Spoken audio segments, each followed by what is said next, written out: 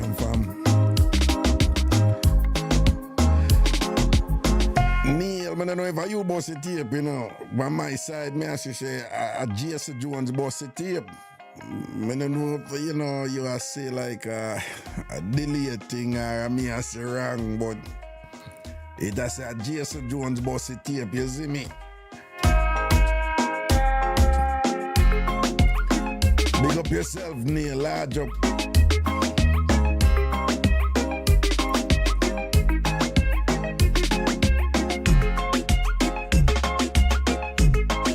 All right, people, now wait for some people forward, you see me?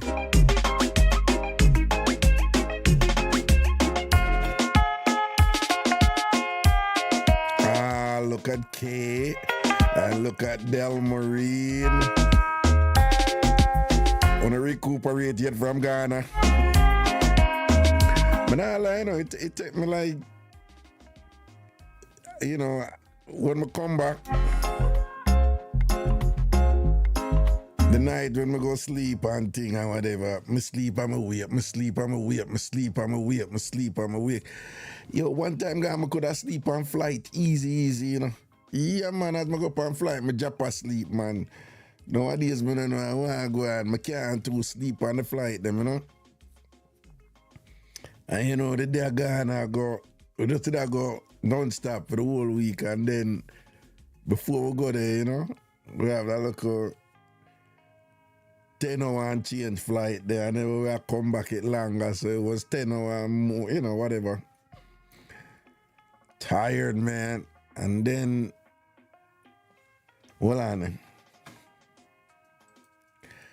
I will never start the recording, I just started, you know. And then, so when I forward, I sleep and wake, So by, I go in at the second day, I feel, you know, my function still, you know, but, you know, I can't feel, say, you know, quite normal yet, you know. And now it took me about a good 3-4 days. Yeah. I mean, jet lag comes with it, but outside of jet lag is like, I don't know if you explain it. Probably the other people on the trip that can't tell you. It took me about 4 days. And even now, you know, part of it is mental doing it because Ghana nice and the trip did nice. So some part of it still there, Ghana. I don't know, Kay, if you feel the same way or Del Marine, she have it bad because, you know, she's over in California. So for us, it's, for us, Ghana is 4 hours ahead, but for Del Marine, it's 7 hours ahead. So Del Marine and her son, Nate. So it's like weird for them, you know?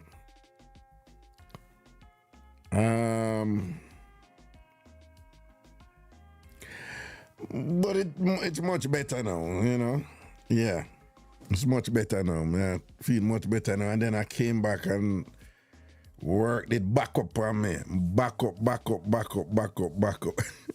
Kay says she's still in Ghana.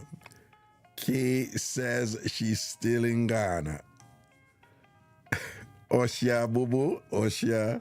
Kay, you are such a wonderful, you just have such a great personality too, you know. It's like people like you, it's good to go on a trip with, you know, because you're so pleasant, you know.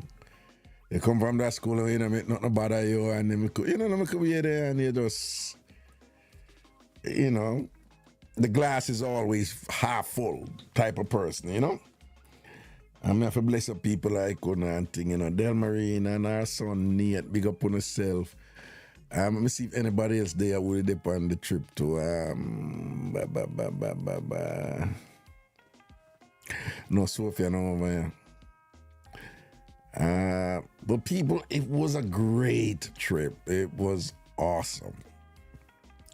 I've always wanted to do this. Finally I'm doing it. Taking groups to Ghana. And you know me, I not sit down and idle somebody, you know. Me always I try, I always I push down. I always I do something, you know. You understand? Yo, here's to Ghana. Here's to Ghana. Here's to Tampa. No, let me tell you something.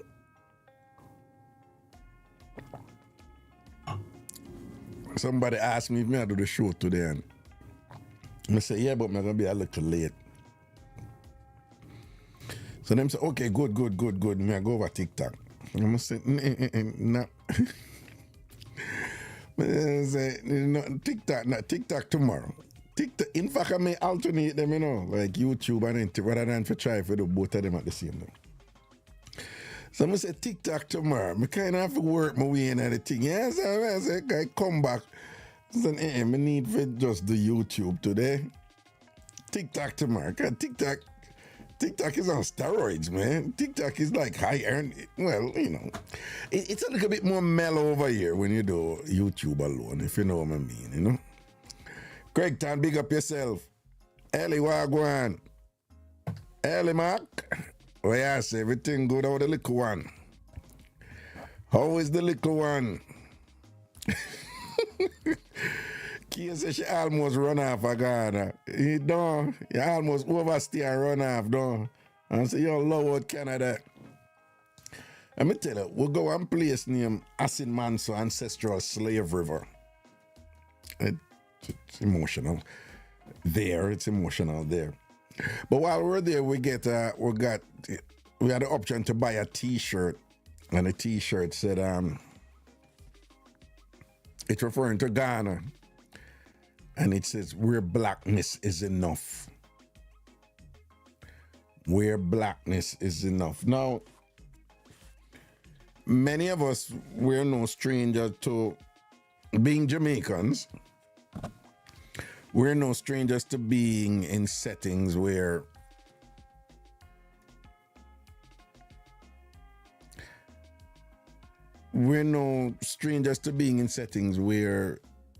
racial issues are not figuring prominently all the time. We are familiar with being in settings where you're just surrounded by black people.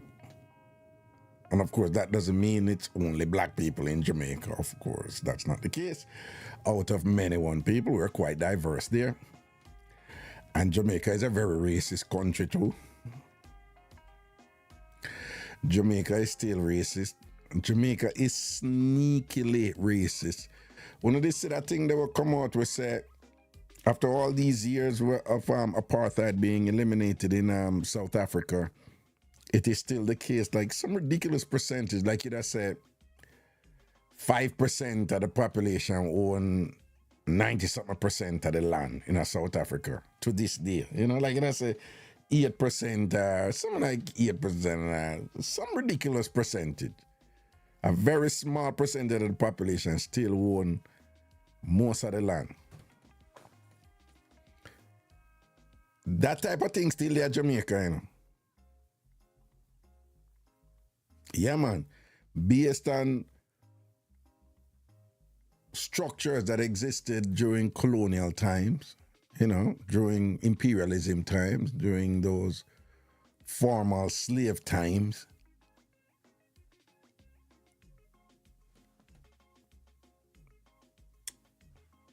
The marshalling of wealth is still disproportionately in the hands of a minority connected with that old colonial order of white people. Them just stay off the radar in Jamaica. Them not load up them thing, Them stay off the radar in Jamaica, but them still own most of the land, them still own most of the capital, them still run things in certain ways. So they're Jamaica still. But outside of that, it is the case, though, that we're accustomed to being in Jamaica. We're accustomed to being around just black people. Like, black people, they're around black people, And when I have to deal with certain things, you see me? And Ghana have that something there. But not only Ghana have that something that Ghana have it in a particular way. We're connected to our history and our heritage. And that make Ghana nice. That make Africa nice. Sub-Saharan Africa. Black Africa. Not Arab Africa, where they're just as racist against black people up there, So the T-shirt said, where your blackness is enough. And then you see Ghana right on there, the little thing or whatever. I may have a t-shirt, I buy one, I like it. And that is part of the appeal of Ghana,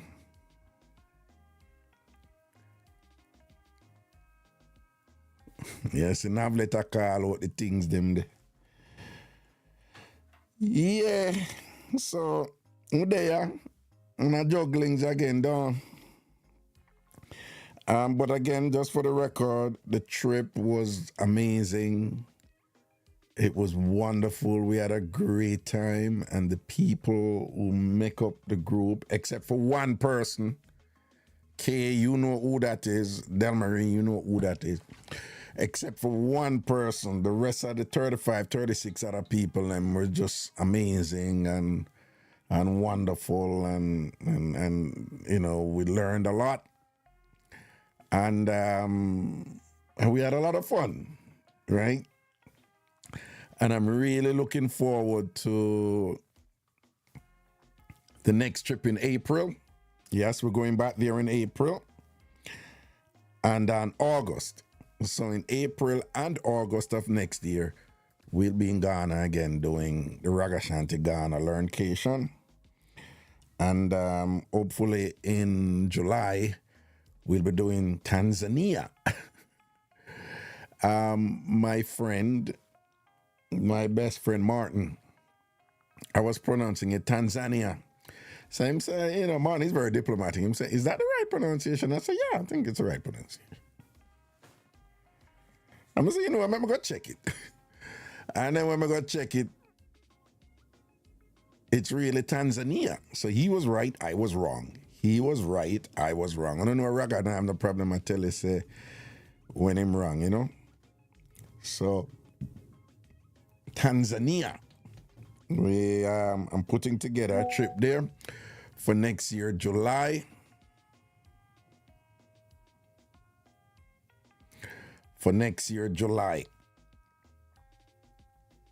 During the dry season, when you can go on the Serengeti and see the animals migrating and so forth. So that trip, half is going to be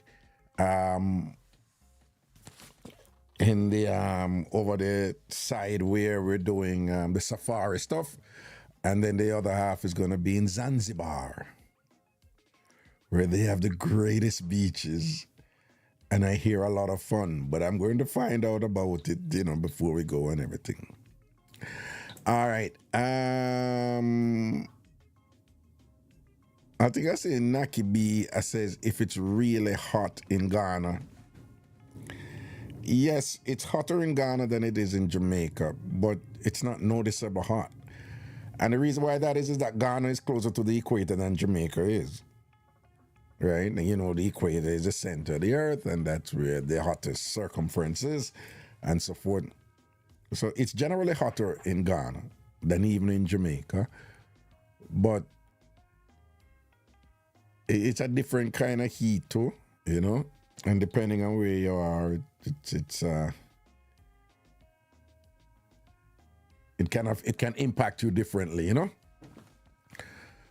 because Ghana is hot, but up in the north, them have where the forests and them places, the temperature can, it depending on where you are, it might not be that big a deal, But just like any other place, it have a time when it's at its hottest, and and then it have a time when it's less hot, But once you're there, you don't really notice it.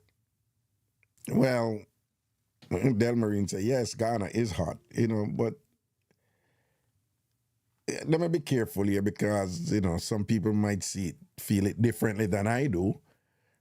Most of my friends and relatives here who are Jamaican, strangely enough, they prefer winter more than summer. Let me say that again. Most of my friends and relatives here in North America who used to 4 seasons, snow, spring, autumn, and then something their winter. Interestingly enough, they prefer the winter more than summer. And their argument is when winter come, you can solve the cold with your clothes. But them claim, so when summer come and it really, really hot, and when you strip naked, they argue it can be frustrating and suffocating and all this stuff and whatever way. You can't do nothing about it with clothes. That's them. I'm the opposite. Give me the sun anytime. I am a child of the sun, so me love sun. Me work with the sun. Yeah, right? So it all depends. Some people are going to feel it differently and whatever. You know? See, Lando says, same, I prefer winter all the time.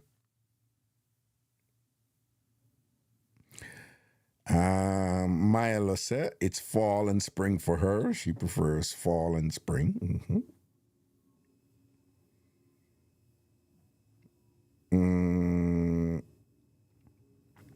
Fritz is asking, like, how does the weather over there, how does Ghana impact the hog riding?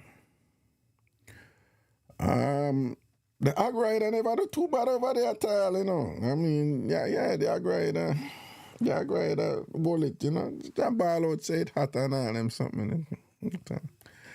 The hog rider never going too bad over there, you know. The hog rider, you know, I just hold it like a G, you know.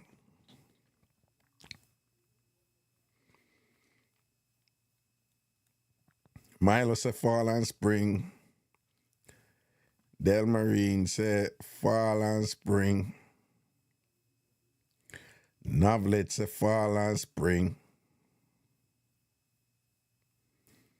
Mr. G say fall. Christina said, give me the cold year round. From somebody who lives permanently in Florida. Make it make sense. Yeah? Christina, give me the cold year round. And in Florida she live. Nice. Okay. Chrissy said, I love the summer and do not like fall and winter, too depressing. Yes, Chrissy, me and you both, right? You don't know me, I'm a depressive, so when I have decreased sunlight, it affects my serotonin level. Serotonin, the neurotransmitter that regulates mood, and it causes depression in me. I have it for a while now, so I know how to manage it, and rarely does it really come severe. You know, there was a time when it comes severe quite often. But even so, I'm not a winter guy, man. Me go summer with snow, you know, for a little bit and whatever, you know. But give me the sun. Give me the sun. See, somebody agree with Chrissy there, but boy, I don't know if I'm for say her name, you know. What a name you have, Miss Lady. A lady who agree with Chrissy. Lati Bati.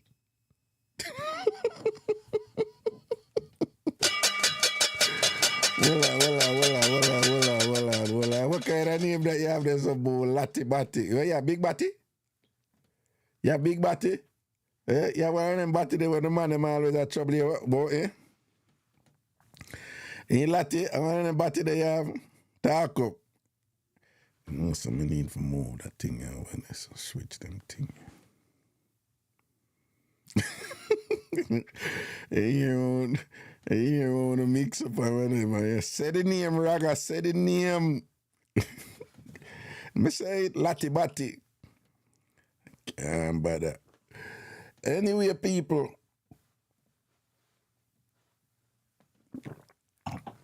And watch her, she say her body flat like pancake. Then short for Latoya. So how the body drop in? Okay, Lati, short for Latoya, but how the body drop in? Why you have body in your name? If your body flat like pancake, why you have body in your name? Anyway,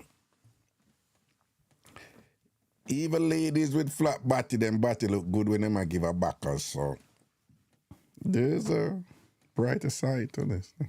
I'm just saying. It's true. It's true. It's true. Ask the ladies if it's not true, you know. Ladies with flat bottom, them go in at the mirror and them bend over all the while, and you know, and them look how them bottom look, and she say it don't look too bad when them bend over. Ask Lati if I lie, me I tell. She laugh there. Lati, don't you do that. Even though your bottom flat like pancake, don't you go in at the mirror sometime and bend over and ting and twerk and whine and ting and look how your bottom look good when you bend over. Don't it, Lati, talk it truth. Make me see what Lati I go say, me I wait for her respond. Make me I wait for her respond. No, but you know, woman with flat bottom, you know, backers and thing, it you know, it backers position with woman make them bottom look good, you know. Sham, big up yourself, boo-boo.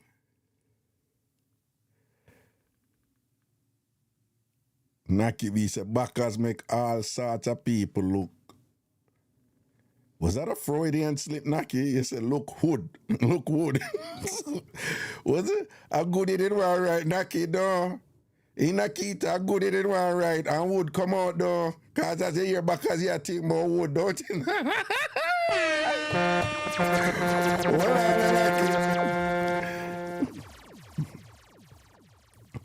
When the Lati say she gone beard because she just don't do that. We just don't chew on a backers from bossy. Big up yourself, Lati. Who feel relaxed like you now. Big up yourself. You just don't fling down something. But back to Nakita. Then Nakita. Yeah, I go did it one right now. I end up a right wood. As soon as backers argument come up, you are thinking about wood. Don't it, Nakita? That's why you go right that door. You're unconscious. You just come out of your unconscious now.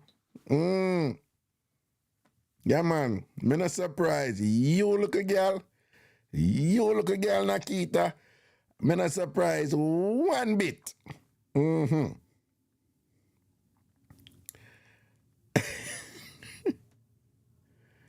Lati said she gone beard because she just done sort out. Yeah, big up the woman them. Yo, some woman around put that something there, you know. Yeah, man. You have some woman ask them, don't them have to go beard. Make guys tell you. If you don't know about them something, make we men tell you. Because we see the difference. It's just like how some of us see the different certain thing, different with man where we don't really know. At the same way we used to see some different thing with woman where we don't really know. You have some woman as soon as them done start with them have to run go beard. Like back in the day before me was a one round man. Raga one pop. Own it. But before me was a one round man, me did one girl one time, you know. Oh, I look a friend there call from Jamaica. I soon have a taking call. No right, you know. You know, look a friend there from St. Catherine. Yeah, all right. Correct that same, no like, you know, like when a woman them beard right after.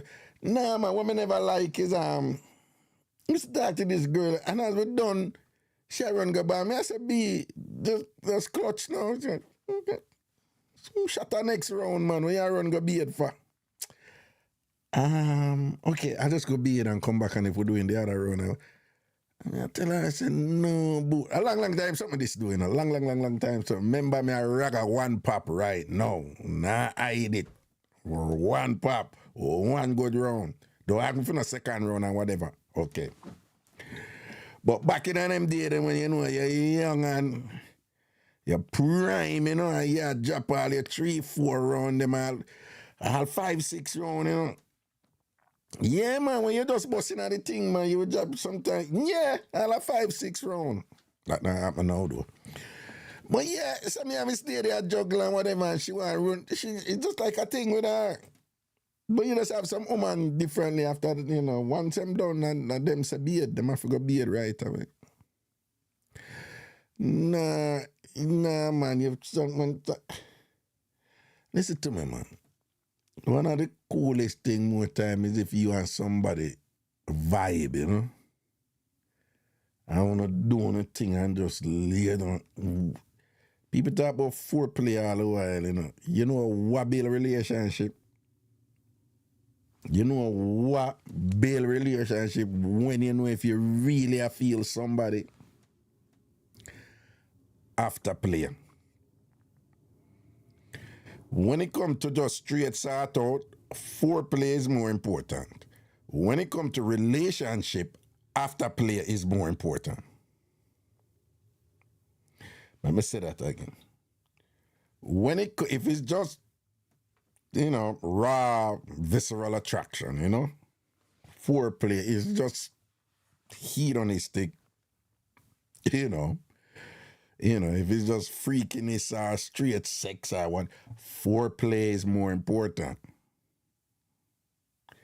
But when it comes to relationship, afterplay is more important. You wanna know if you like somebody? If you really like somebody, check it out when you're done. How you feel amongst a person. Is it forced? Is it uncomfortable? Are you comfortable? Do you feel like you just lay down and spread out like a labor right and it not bother you and whatever the way you're comfortable with the person? Right? Do you feel like we share the wet spot with the person? Well, right? And them time then listen to me, man. Whenever I feel like I couldn't like somebody, I don't want them, and I think about them, and obsessed with them, and you don't even, want to show it, but them in your mind all the while, and think I'm I'm big build up to the sort out and all these things and whatever, and boom, and the sort out, when the sort out done, it's like, should I leave, man? The person who you did that day, the woman I drive, right? I'm sure woman go through it with man. It's like, and sometimes, you have to be nice and thing, but, the sort out done,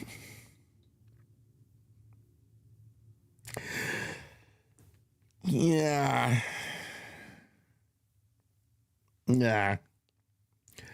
Yeah, I always know if me really like a woman when it done, You see, me still like me want her around me and me feel comfortable and so yeah, me like that one, me like her, she good, but boy, sometime after that time of the man, you just like, come on, leave already, man. Yeah. I always say the worst, When you and them that vibe like that and them draw a pillow and cuddle and I get baby voice and cuddly voice and ready for that romantic when you're done something there and you just not feel it and you're like, oh God. Yo, anyhow, whenever I go get sat out, I don't know about I take it because I don't want to deal with what I go happen after.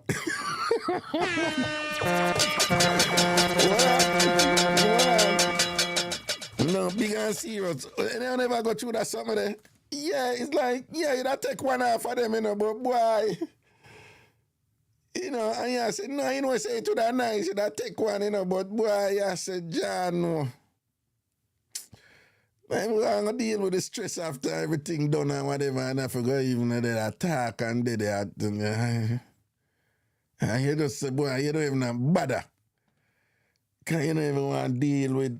And I like you're opposed to doing it, You just don't want to deal with certain little thing that will come after. You just don't even bother with that something there, So you just say, I hear me. I tell you, I don't even bother do it. Because I don't want to deal with that something there after me do it, type of thing. Yes, Ellie say, yes, don't want that secure attachment. Yes, I mean, like, some people are just not good when you're done, you just not a connection with them. Yes. So, you know, years ago, me did this because it hard, you know, because you see, if you this, you focus on the thing. Remember, you know, when you focus on forget some, you know, you just depend on some, you know. Most people don't think about after. Most people don't think about after. Them just a focus on forget some. And it's after them get it and it done now. And that time them a think about, I don't want to turn in my bathroom. She doing it so long.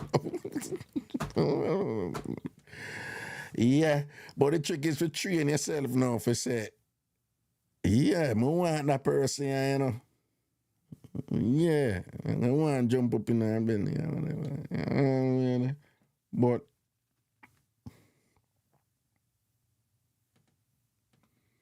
what it gonna be like when we're done, you know? Yeah, she probably gonna mushy and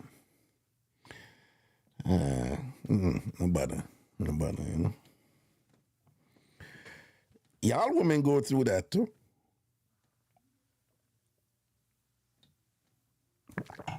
But Sham, some that's shame if somebody do it to me. What you mean, Sham? Like, Sham, shame for what? What you mean, shame? Like, you that shame how?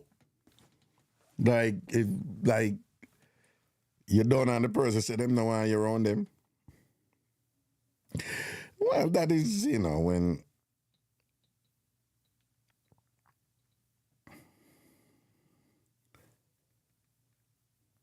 that is when you have to be nice, you know?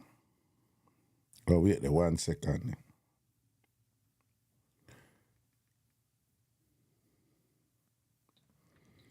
One second, the peeps.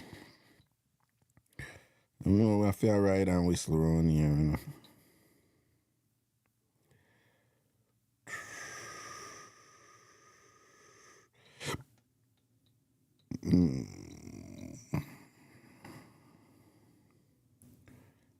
Wait the me come.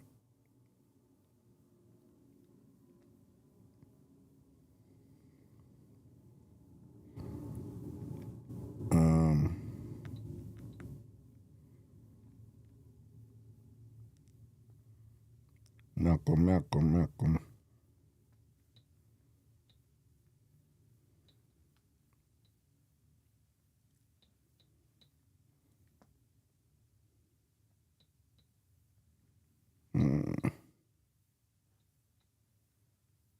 Mm-mm.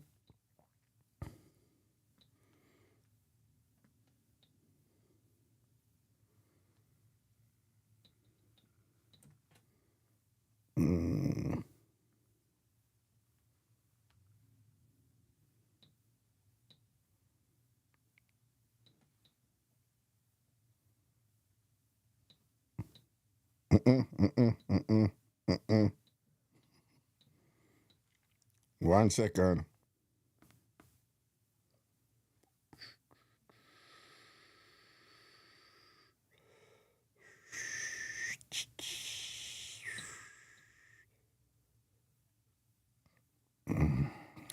Come on.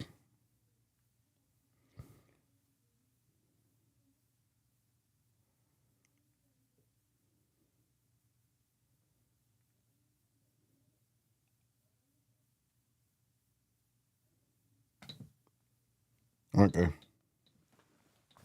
Sorry about that.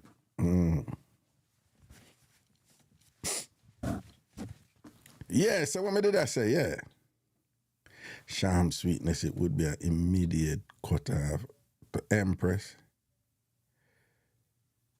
She Empress said she would have cried. What I talk about? Cry for what?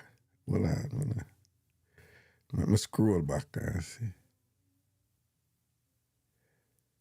Sham sweetness said, if we just finish making love and the person leaves right away. Sham said she couldn't manage that.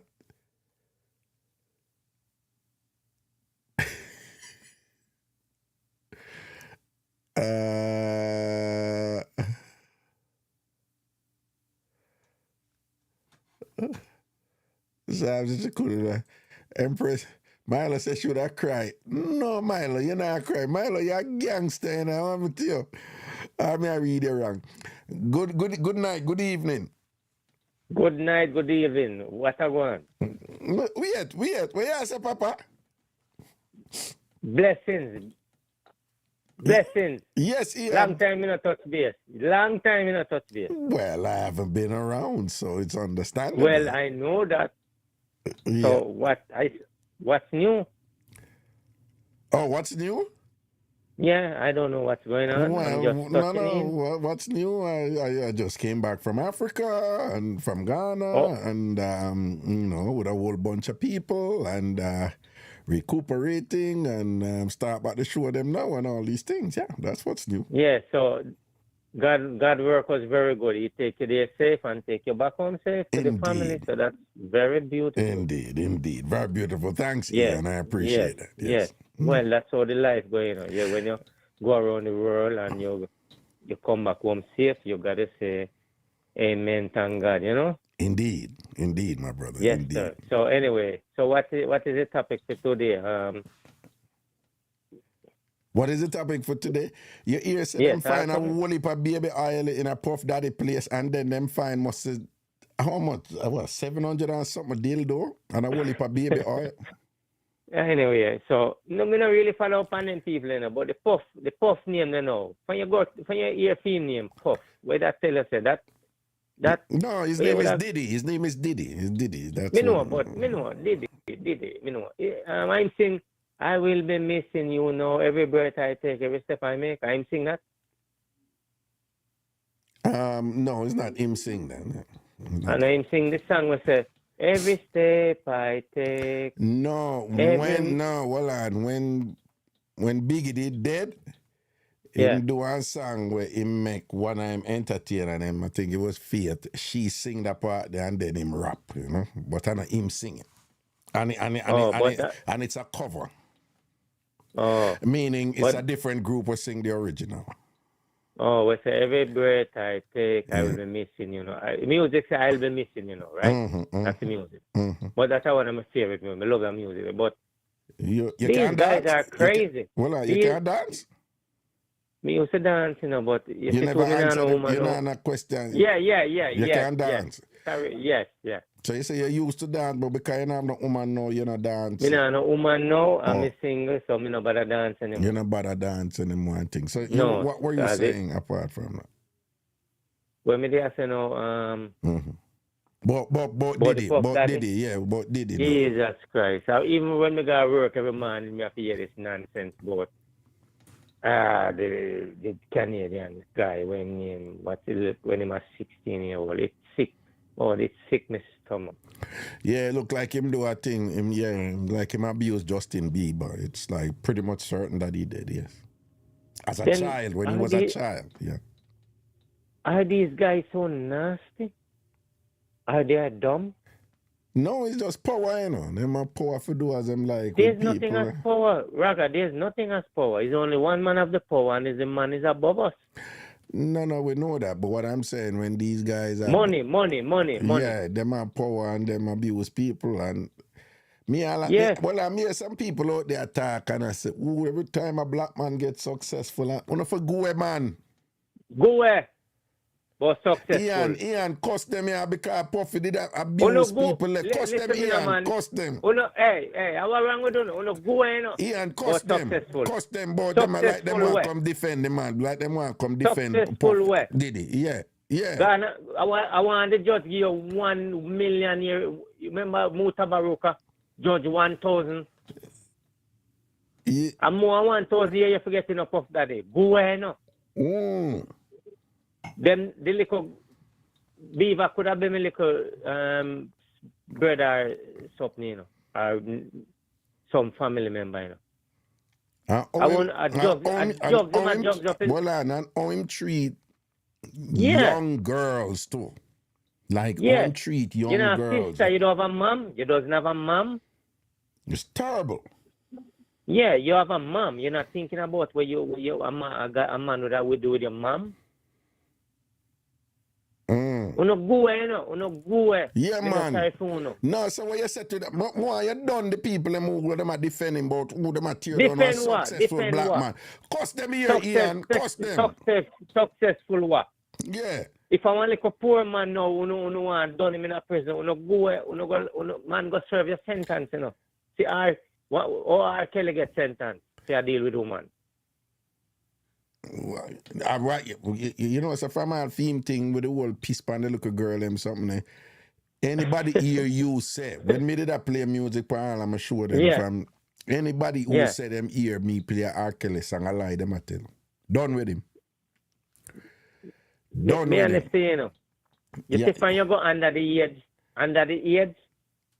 go serve young 1 million year in a prison. Yeah. Me hear, watch, E-commerce is a man when I watch, you know. And you know what he say? He say, Puff Daddy, you should run away to Africa. You never know this was coming. And uno black guys out there think so uno can get away from the system doing all this nonsense. It's on the internet. And E-commerce tell them, you know. Because he is a black man to where them not rate, you know. And they see him, Bob Marley pick them and rob up the man too, you know, and the whole of them are the same thing, you know. Rob up who? But them say, well, E-commerce. Anyway, we now switch from the Puff Daddy or the P Daddy where we want him. Yeah. So, I sorry, me now sit down in the judge chair, in the chair where the judge sit down, you know. Where you that sentence him to, Ian? Where you that sentence? Me? You know what happened? Yeah. But at this time, in the middle of the ocean, make white sharks swim around him. But at this time, in the middle of the ocean. Puff Daddy, listen to me, boy. I did himself no for call him. Puff Diddy, where you want him? I didn't know any. I don't listen. Me know anything good music. No, I hear one now. Call him Puff Diddy. Yeah. You can't call him Puff Diddy. Yeah, Puff Diddy. Mm-hmm. This is a little sufferer boy we never do nothing bad in our life yet. Me sorry, me never there where you're there. I mean, I've got you. I mean, a bad mind of where you're there. But you see what you do? You see what you do? Yeah. Want to tie in at the middle of the ocean. Yes. You and your follower and your companion them and your companion them, whatever. Yeah. You combo them. Yes. And make white sharks swim around you. And you see first part of want him bite off. Are you little teal where you get trouble? You little guinea. Hold on. You want time up in the middle of the ocean and you want the shark? Hold on. You want a white shark bite off him body first? Raga, me not time up, you know. You put him in a lifeguard naked. Yeah, okay. So naked, no shirt. And you want the shark then bite off him body first? Me never want them bite off. I want them bite off the head first, the head piece. At the head, when people play with this or that, make them get all of the glory, you know. Oh. Well on. So you say you don't want the shark bite off the whole line body, but just the not the whole line. But just the body bite head. Off the head first. Bite off the head first.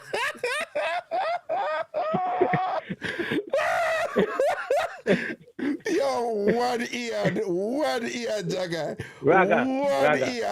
Ian, where you say the shark would just bite off the body head for just bite off? Just the head. Bite off the head, make him bled slowly into stride. So if you just bite off the body head, just the body head, what you say the body head are the problem? What you mean by what you mean by the body head are the problem? What you mean? Raga, when you make love to a woman, you know, without the head going, you know, there's no feeling, you know. What? When you're making love to a lady, yeah, is the head of the penis that make the lady get her comfort and her satisfaction, you know. Okay, go on. So the head of the focus. Yes. So when the shark bite him, you know, and them bite off everything one time, bite off the head and make him bleed little, until when the big hammerhead come now. When the hammerhead shark? Yes, after the white shark bite off the head, when the big hammerhead come now, he take the rest himself. And all of the glory done there, so. No, but Ian, you have given this some thought, man. You have given. No, I'm telling you. No, mankind is. No, I'm just saying. No. This thing that you said, did it deserve? You you have a detailed solution here, man. A step-by-step solution here. It's. But what I'm trying to tell you, what I never watch it on YouTube. I mean, people attack at work, and when I go in there, it just sick your stomach. Imagine you have a little brother that somebody doing all this nonsense to. Or a little sister. No, me have a little brother and a little sister, and me hear that, you know, me not go load up nothing, but you would have to get a quiet page, you know, without anything, you know. Something would have to reach him, you know, him could have money a little more, you know, but something would have to reach him, a quiet page would have to reach him, you know. Let me tell you something, man. All over the years, man, you see, on the third world country, these people can stir up on, you know, and some of them have people that need to go to the galas. We don't need to have them. You don't want to get rid of them too fast. Put them in the middle of the ocean. Them for suffer a little bit. Just put them in a one little life jacket. You know, a life jacket where you put it like a vest where you put around you. Yeah. Just go and swim around this till the big man them out there deal with it, the white and the hammer them. Okay, so you basically have them for suffer a little bit, no? Yeah, man, the people too nasty and wicked. Many you know to describe them. Okay. All right, what you say? No, that's my free of speech, you know, and with no disrespect. When you're wicked and you're nasty and you want to do this to young kids, come on, Diddy. Come on, Diddy. Come on, Diddy. You are a dumb. You said what you said about Diddy a while ago? Come on, Diddy, you're a dumb. You're worse than a dumb guy that can't even read and write. I know what you're trying to say, but you might be. Hold on. There might be a little bit of a misunderstanding there, you know? Yeah. Because dumb is used in different ways. But you say worse than a dumb guy who can read and write.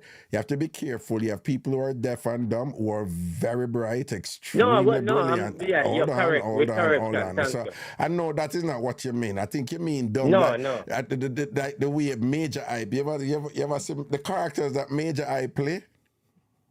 Yeah. Well, one of them is a female character, and she like to say, "Are you dumb?" Yeah. And when Major Hype does it, it's hilarious. All right, that boy is talented, like whoa. But they have one character like, we can't do it like him, but anybody who watch Major, know, are you dumb? Are you dumb? Yeah. So other dumb there, yeah. So no. So no, say it, Ian. Say like no. Say like Diddy. Are you dumb? Say, do it. Diddy. Are you dumb? Are you stupid? No. You know you have to say You have to say it like you have to say it with a little pizzazz, you know, it have to be like, Diddy, are you dumb? Are you stupid? Yeah. Say it like Diddy, are you dumb? Are you stupid? No, you have to draw out the dumb and the stupid like how the white people them do it, like the white girl them do it, man. You have to draw out the dumb. No, listen up. Yeah. You have to draw out the dumb and the stupid. You have to draw them too. I say the white girl them do it. So make we hear you do it now. I say, Diddy, and just go in night now. Make we hear it now. Diddy, are you dumb? Are you stupid?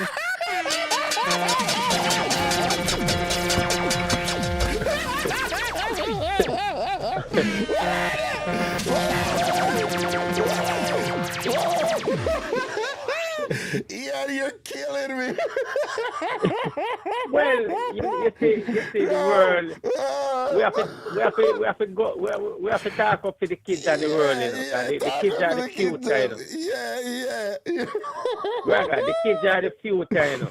Like Michael Jackson get away to, you know. I want to tell you about, you know. Get away to him, pass away, you know, and gone, you know. No, but you know, the evidence is that Michael never really do nothing to pity them, you know. I don't know if you see the latest evidence and thing. I don't know, you know, but me did that watch one where my mother did that say, when they pick me asleep with him, years ago. No. There are two of those cases. The people them come out and them say, their mother said tell them to do it, to get money. Oh, them look money. Yeah. Two of them cases, the people them get big and then talk the truth and say, no, mother did not tell me to say them something. Well, as we say in life, people misinterpret kids what they say, and sometimes a man end up in prison, we serve 50, 60 years where it's tough for them not do. You understand? But yeah, because I did a sauce Michael too. Because I say, yo. Because I just thought it was inappropriate for a grown man asleep with, strange picnic in an bed and whatever. But in the long run, all the evidence, like a substantial evidence came out that, that vindicated Michael, Yeah, and one more story I want to touch. Mm-hmm. With the Bahamian Rhapsody, I was singing where, when me younger there in Jamaica, Barry G used to play one song where him sing pan. Barry G used to have a song where, but me never know what that song mean, And me never know it's a Bahamian Rhapsody, And I when him when the movie they come out, and with all these managers we used to play around the man, man, and me I tell us a life is a backside hell, man. Sometimes when you watch all them stories, you make you cry, You used to play around who? Bohemian Rhapsody. Bohemian Rhapsody. No, okay. There was a group called Queen. Queen. Sung a song called Bohemian BRAP Rhapsody with a lead singer called Freddie Mercury. Queen. Are you talking about Freddie Mercury? Are you talking about Freddie Mercury? Yeah. Okay. So, and what are you saying about him now? No. Well, lately when me are getting a theme, when me watch film thing on YouTube, because you know what, sometimes you get into stuff lately.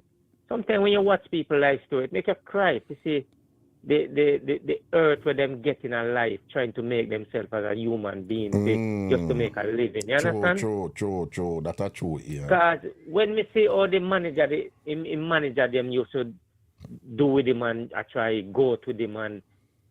You watch a movie, life is funny, man. Sometimes you sit down and when you watch it, you cry sometimes. And I don't know the man, and life is funny. As I say, I'm a half fan, and you have to go through that again. But life is such a thing where when you watch people story or you hear when they talk, sometimes people might not come out with the truth, but sometimes when you watch it, man, tears come to your eye, and sometimes it just hurt your heart. You wonder what this earth is about. Earth, living on earth. You understand me? Right. It's just a human. I don't even know how to explain it, but this human society is damn. I don't even know how to explain it. You understand? Right. I'm just sorry for some of the kids them growing up, and I hope these guys are these big men. Leave the kids. Make the kids them enjoy themselves. Make them grow up to be who they want to be in life. Seeing. You understand? Seeing. Just make the kids them grow up as who they want to be. Don't force them into stuff. Right. So when you not catch them, put them away, because that same Freddie Mercury me I tell you about. As me I tell you, me never know him life story, and when I watch a movie that me cry. Not him alone, whole heap of more people all over the world. Chrissy, it's the group that's called Queen. Yeah, it's a group that's called Queen. Yeah. The lead singer was Freddie Mercury. Yeah, but it's a group. Yeah, that's called, and them sing the song "We Will." Yeah, but the one when me like is Bohemian Rhapsody. Mama. The one when me really like, you want to say, "Mama, you just kill a man." Yeah, life that one there. Yeah, me listen it every day. Sometimes I don't work and I come home, I listen it until I come home. But I want to love, because when I try to say, he might tell him, mom say, "Mama, you just kill a man." I don't understand the full amount where I say to him, "Mom," but he have a meaning where I try to tell him, "Mom." Because if you listen to the topic where I'm saying, no, "Mama, you just kill a man," as me say, I don't really understand where I said in the father, you understand? That's okay. But when me listen to music, them sometimes I cry. Okay. Because you don't know what. And you know, Ian, enough people are listening and probably would even know say you cry more time, you know, when you feel certain things. Yeah, man. We are human beings, man. Right. I mean, we are human beings. Everybody have a life to live. You can't tell a man how to live his life or a girl or a person or a human. It's a human being. You understand? Everybody is on the earth. Every insect, animal is on the earth for a purpose. You get what I say, Papa? Every insect and every insect is on the earth. Every living thing on the earth, as I said. Let me correct it then. Yeah. Every living thing on the earth have a purpose. But insects are living things. Yeah, why God know why put every living creature on the earth. So you say as long as the thing have life, if you defend it.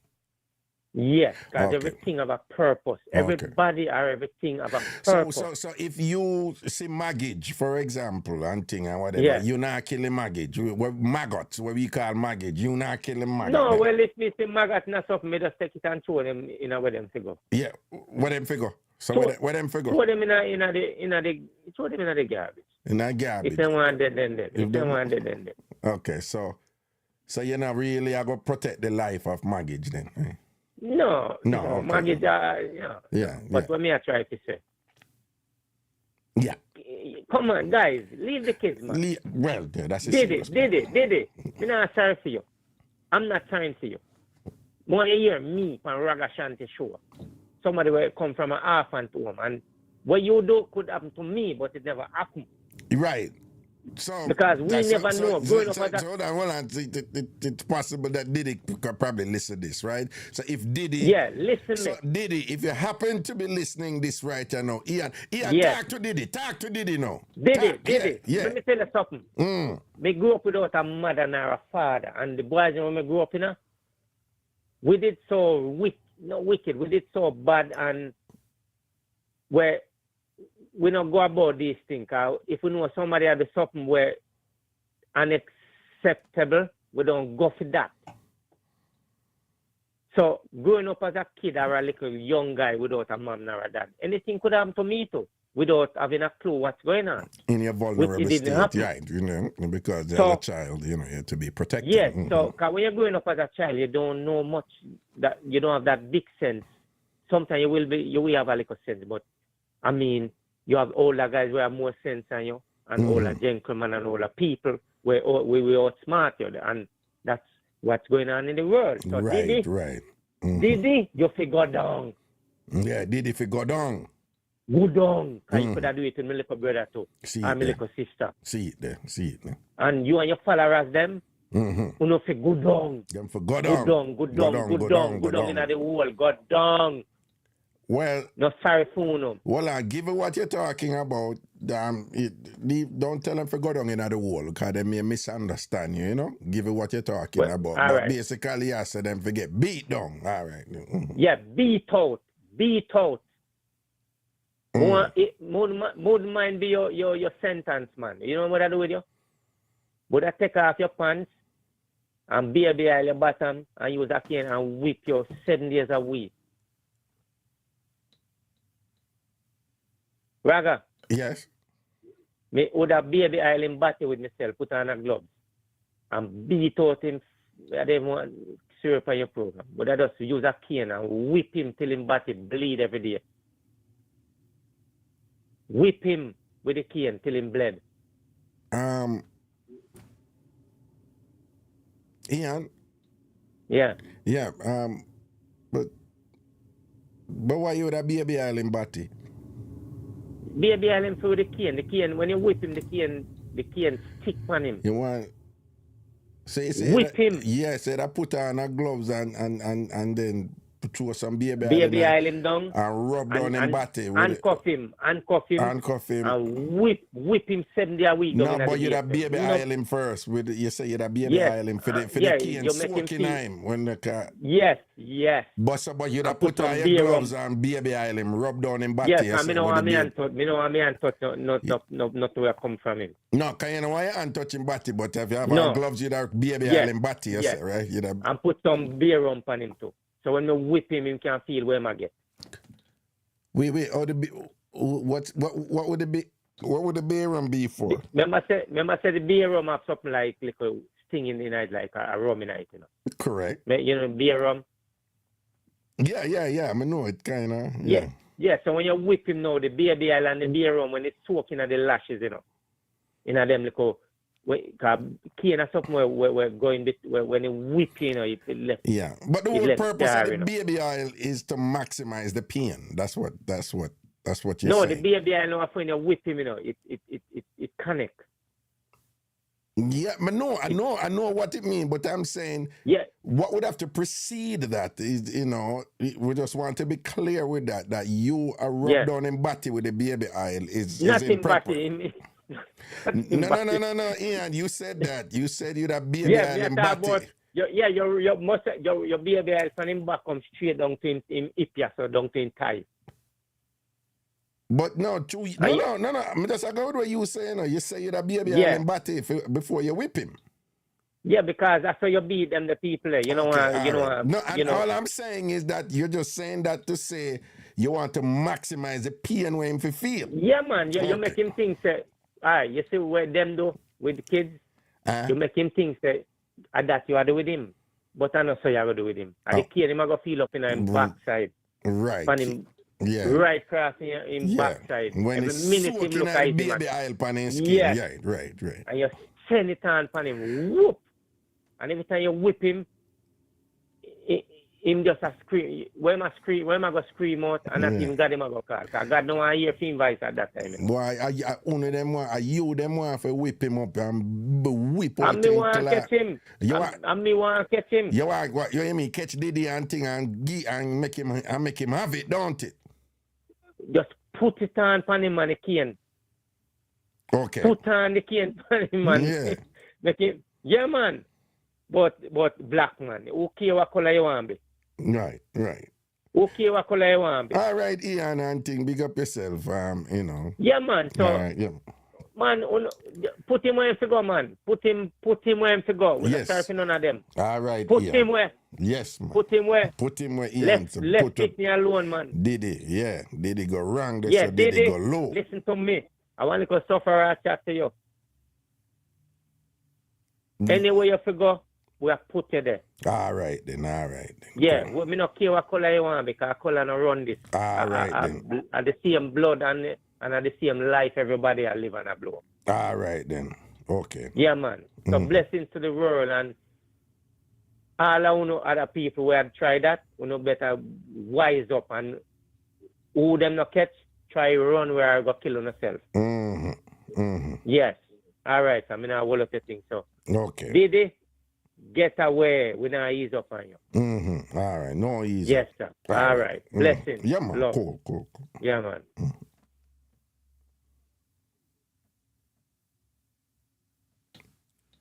Well, always, Ian,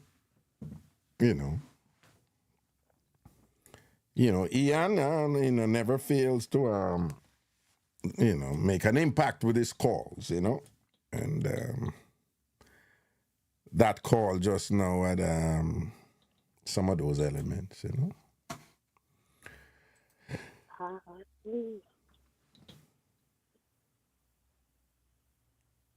Hallelujah.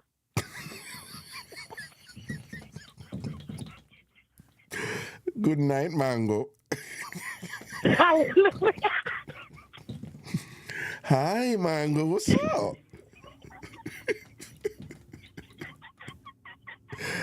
Hallelujah. Mango, are you okay? No, I'm indeed. Mango, what happened to you? Mango, you sound like you run out of bread. So what could we? You can't ever tell us I need help. Mm-hmm. Mm-hmm. Yo, Ian, the laugh still. Look here, man. Ay, ay, ay. The world need more of Ian. You hear me? I,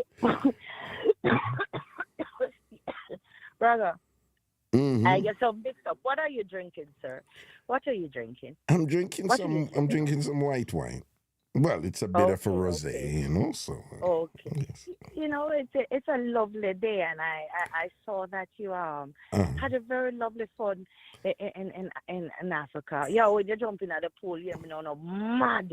Yo, mm-hmm. me love the part till me watch it over and over. Me I say, yeah, my teacher did it right in at Nah, the man, moment, and it you feel know the energy. you know your boy ain't right, you know. So you know Yeah, yeah, I'm glad you sure said, look here, man, you're a man who live life to the fullest, and that's you know, right. I'm sorry. But anyway, we're going to do there, you know. I Hmm? was like, oh my God, me that jump in right there. So it's No mango, beautiful, you know. So me beautiful. know you that jump in at the water right Me say after. me that jump in the water right there. So, No mango, me know you that do that, you know. And it would be a yeah. party after that. That would Look a here, name man. pool Look party. here, Yeah, man. Look here, man. The yeah. place that turn up.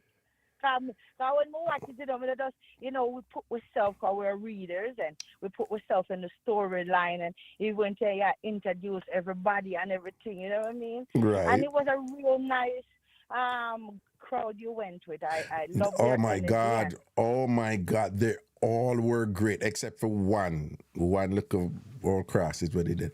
But everybody else, they were so great. And yes, they, I mean, me do the work for put everything together. But what made this trip extra special were how the different personalities came together. And it was yes, like we were like a family over there, take care yes, of one another and just have fun yes. to each other and respect one another. It was a great group of people. And you hear them It, say, them not think say any other group are gonna nice like them. I And lie them a tell, I lie them a tell, wait till me touch down, I what are lie they? them a What are they? What are they? What you say? just Them wait for till go me touch easy down, now. cause when me see them head, yow, I make sure me send out people for the test the water, you know. So Mm. now that me see the water and I saw the test, and then you know, yeah, Yeah, yeah. yeah. So you also them you just send them for the test or thing or whatever because when you go now a Ghana now a this it they don't a this it that. Me for tell you because we don't see what the motive is and the thing, so you know Yeah, what I mean. Yeah, yeah. so when we touch down now, it's a different A different thing or sensation. whatever. So them have to go hold the first group have to go hold them kind of because when your group I will a this you gonna know niceness now. I'm me for tell you, oh tell you, I'm me for when me see them energy man and you know how elated they were and nice looking crowd man, I said Jaja, all right, say less. And then I show off but oh no other crew is gonna be like them and stuff. I say, all right. You know me love the competition, so yeah. Well on. But Christina just post. I'm telling her CBS just post. She said, wait till the real mad people board the next plane. I'm me for all Murder. our worries, believe me, man, with a wow when she me go to because I just different energy, you know what I mean? Well, you know, so what Craigton post, Craigton said, wait till me reach. Me to tell you, big up my big brother Craig Tan, yeah, It's a sham yeah. sweet and I said, me say, Christina. She mean like me say. You know when a Jamaican say me say, you know, that is like challenge accepted. I want now what you hear about. No, sir. Yet no man. I mean, what a novelet in it, because you know the outfit she got change in Africa.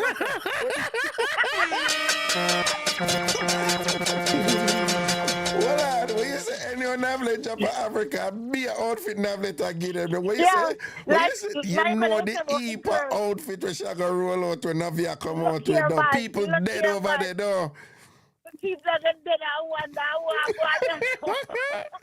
So well on there, you think say Navi, cause Delmarine did I run out in a bag of outfits, so you think Navi got done Delmarine. Delmarine can't come close to Navi, no? different class, man. A different. Oh, damn. Different. A Yeah, forget that. No disrespect, Delmarin, but you see what happened? She never asked you, now you earn it. I mean, I beg no friend, because I still not get the broker and what left pissing her yet.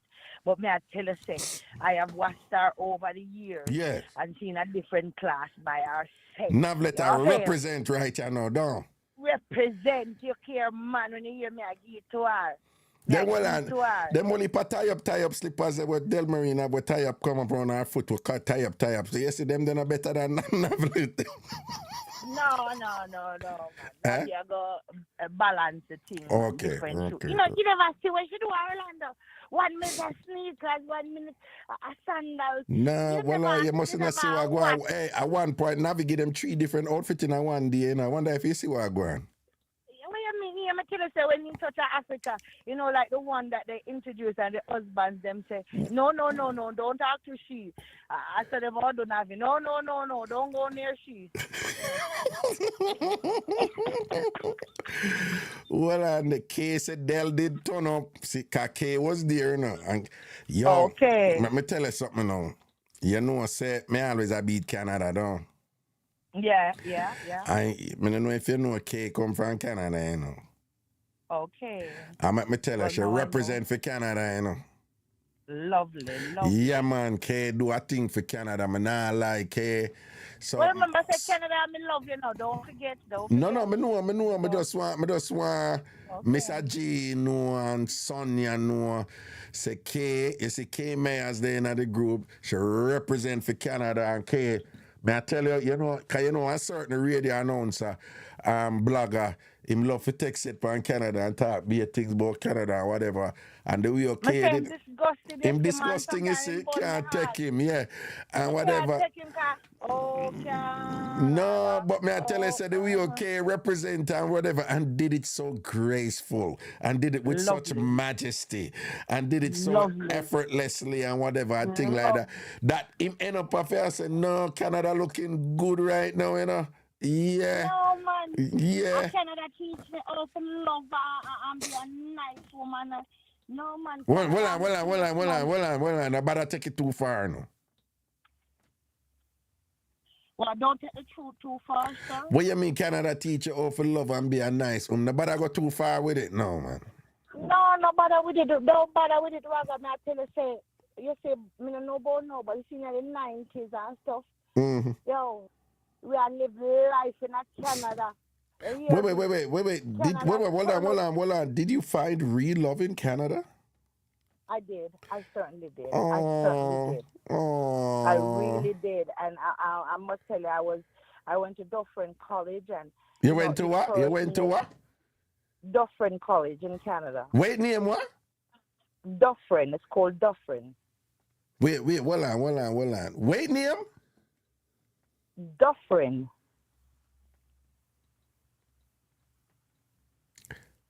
You went to a school in Canada called what? Try you in a minute, me. So much time I repeat myself. Wait, Dufferin? Yes, it's called Dufferin. Yes, it's called Dufferin College. Yes. Okay. Well, I'm be honest now. Are they say you did broke out? Are they say you did start do the something of them? Well, the eyes of my, mom and parents and stuff. Yeah, I wasn't really there, so I was, free to explore, going out and coming home before 12 o'clock and stuff. Yes, that's where my so at this you broke out and thing. Yeah. So hold on. So at Canada, cause at this you get look of freedom from your strict mother, them Jamaican, Caribbean mother, they're strict and you can't. So when you go college now and you living in your own room and thing, and you can't come in late now, at this you start take man good down. When I take no heap of man, but we I mean no whole heap of man, but if I want, but at this I cannot. When I want to Canada, you start explore and I do the something with them down. At Canada, you start explore and I do the something. At Canada broke you out. Yes. Yeah. And we used to go one club downtown called Jaguar. Box outside. Mm-mm. Mr. Raga, mad, you know, man. Now look at dibby thing, you know, they had hors d'oeuvres and you have to dress up in your heels and your stuff. And it's like, damn, I feel like a woman. Yeah, man, them things that it go on, you know, yeah. Right.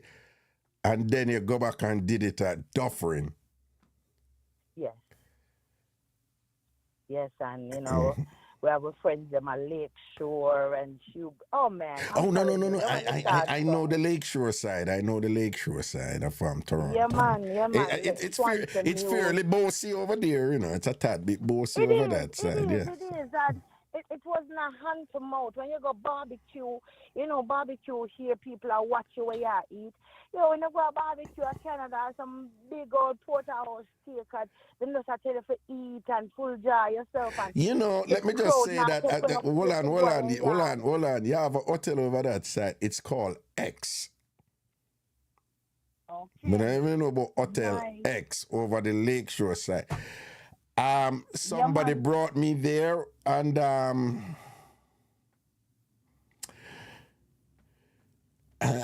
you know, took me to great heights. So that is how I know Lakeshore, you know. It's yes. Well, you Hotel know, X at Lakeshore. Hotel X at Lakeshore. Get your extra experience of Canada.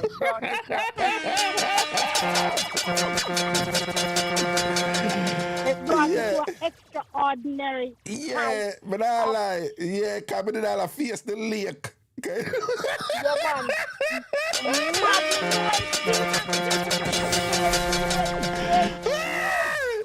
Well, I don't know, because in the hotel have these, you know, these long windows, like them come right down. So it's like the entire, They call them French windows, darling. French windows, right? And it's a really nice hotel and thing or whatever. And then we were in one of these suites or whatever. She took me to one of these suites. And it was quite good. You know, it was quite an experience. You know, the lake, you're looking at the lake, and, you know, it was great. I mean, it was just so unlike Canada because the experience was incredible. Yeah. No, man, one thing with them, they have a lot of places that the ambience is so beautiful. Yes. That is unforgettable. Bumbleclad. Sing, man, go sing.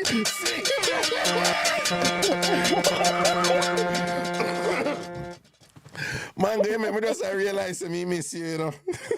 Yeah, man, you miss you so much. You have to vibes up. I'm going to talk to the teacher. Listen, Raga. Yeah. Tomorrow, I promise you, no, we are do the thing. You feel me? We're still alive. I mean that, you know. Yeah, man. No. Yeah, man, we are just... No, you see, lately, I don't mean to be morbid and depressing and whatever.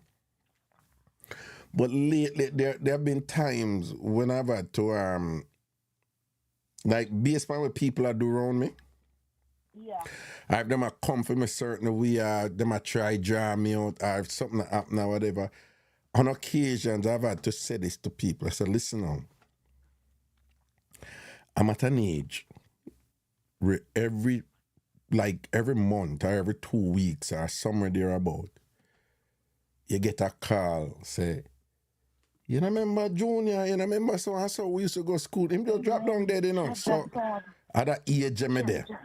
Where you always hear say somebody are dead and whatever and thing. And I don't expect them to understand it if them in them 30s or them early 40s or them 20s. I don't expect them to understand. No. But on occasion, I have said, listen, every day is valuable to me right now. Me not in foolishness. And me just want to laugh and enjoy the world and take care of my responsibilities and make sure some picnic them. Me not lazy out the thing them for me youth them and thing and whatever, but me no want no stress. I want to laugh and enjoy every day. Full joy. Me no want enjoy more full joy. Every second when me have right now, I choose my battles them. Yesterday I was at work and, you know, as a upper senior advisor, one of the young ones, them, you know, been on him phone and, you know, me go over there and I say, what's up, son? And, you know, him I say, listen, TT, it ain't like your days, you know. This is some different days. My baby mama stressing me and calling me. Yeah, I said, listen, son, I know what you're saying, but please just go to the break room and, let one of us know that you need to separate yourself from where we are. And, just the way how him come at it is like, listen, you have to think of it. You're not where you used to be. So it's like the battles them where you didn't expect certain things from your generation. This generation ain't doing it like that. You know what I want to talk about tomorrow? What?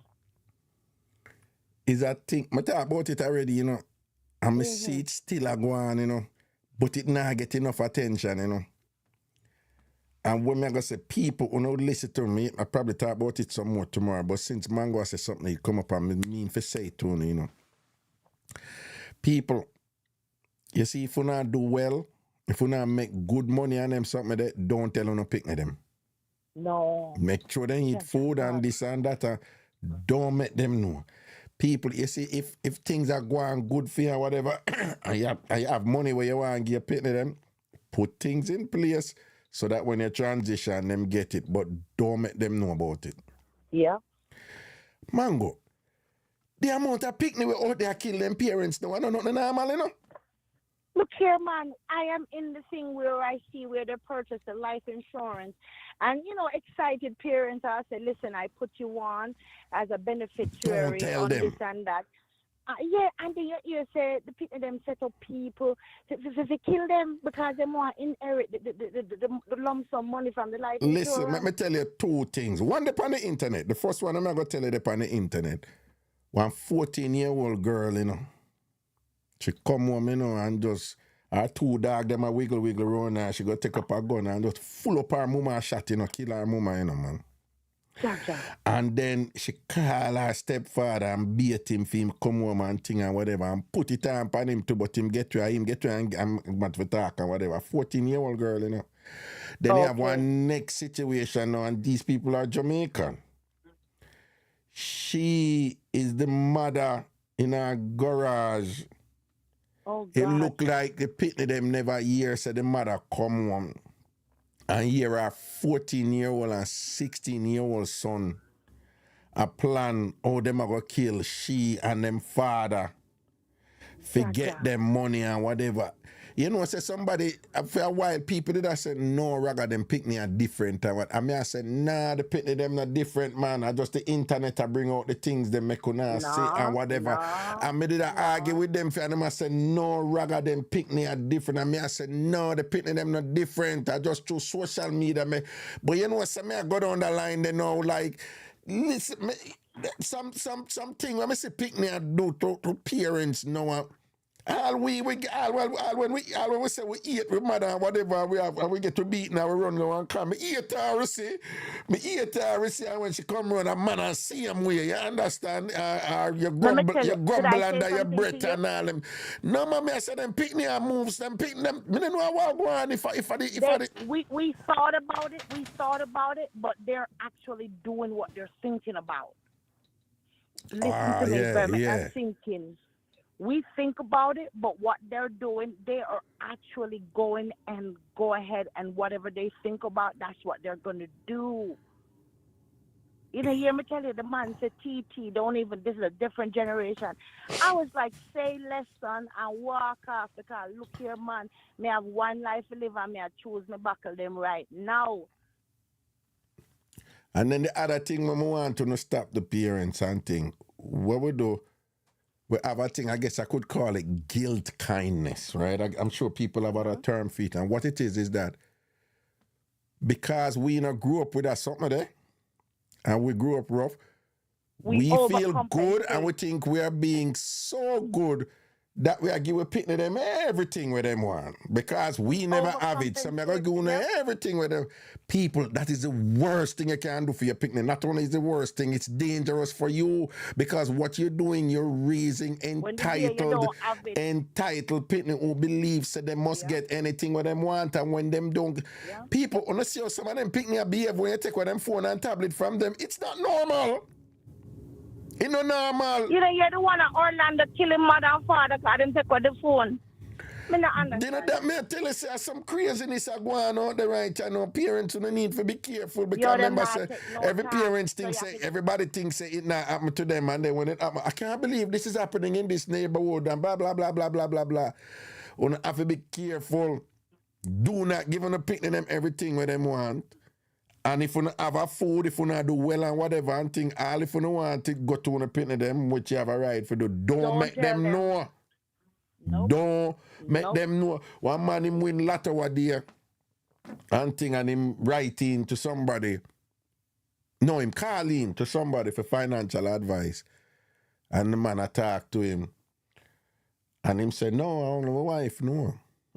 And the man said about him picnic. He said, no, we're not tell you picnic them. We don't want them come. The man said, we don't want them to come want the money early and then come do it them want to do 2 weeks. So I saw enough your thing.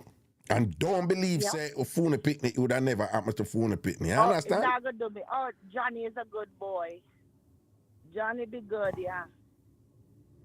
And Johnny, I gonna set up him friend them, you know. Him not gonna do it. Some of them not brave so but they will set up them friend. I say, I give you part of the money. Yeah. Yeah, one we claim say him in a rap him mother pretty young lady, well, she look, you know, whatever. And give him everything when he want and thing. And the boy set up and kill him mother and whatever. And then have the money a flash, you know. Right after he kill him mother, you know.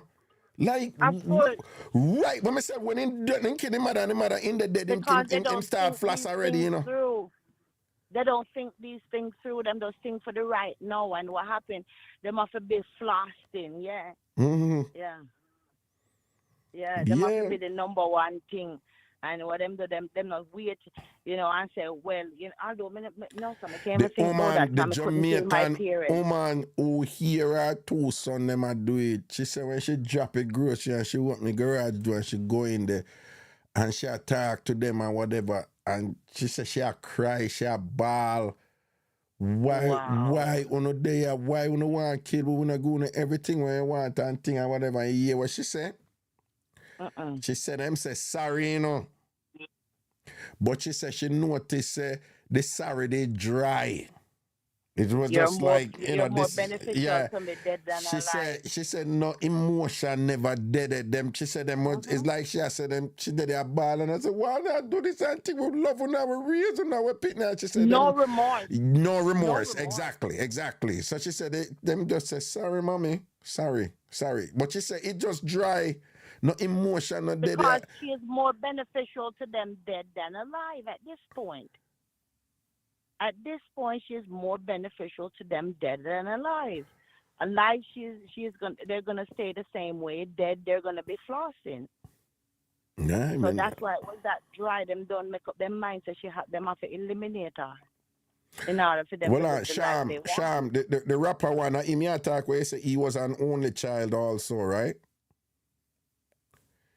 That other one that you attack, Sham, where you say, the other question, if this happened recently, recently, must be last month, she come and she in at the garage, but what she say, she one of them people, you know, she say, when she come home, if she dip on the driveway, she would park on the driveway. And she said sometimes the car will on for a while. So you know, some people them reach home, them love staying on them car, which is not something you're supposed to do, by the way. But them love sitting on them car for a while. But she said anytime she drive up into the driveway, she turn off the car because she don't want the smoke, you know, the exhaust come. Because, you know, white people love to commit suicide that way, you know, them going at them garage and start the car and then whatever. But she said she go up now and she turn off the car. So she in the car, sit down in her garage and thing with the grocery and thing and whatever for a while. So it look like them come now, but them inside doing, you know, but you know, like, you know, you could do it where you walk from the garage going at the house. So them on the other side of that door, that's how what me do and hear them, you know. And she said her heart just broke. Her 14-year-old and 16-year-old son, but she loves so much. Here the two of them are planning a detail. Oh, them are gonna kill the two, or them are going to kill their mother and them father, and after that, or them have to kill the father first before them kill the mother. Going into detail, you know, mash up our head, Right. Mash up our head. Then I must be. I said, damn, I'm living with enemies. You know, I have to worry about nobody else. Well, let me ask you something now. Let me ask you something now. Big and serious. Go now. ahead. I know it's easier for you to answer than if you're in it, but still, if you in a position, all right, let me tell you, before me say it, let me give you a preface. I have certain rules that I live by. And one of them is, if me can't feel safe, I drop asleep around a woman, me not staying with her in any relationship. Right? Same here. If me can't feel safe, so when me in a war, me can still drop asleep around you and eat food from you. Me not staying with you, right? And I'm going to follow the rule, you know. I follow the rule. So when me ask, you know. Same here. What you do?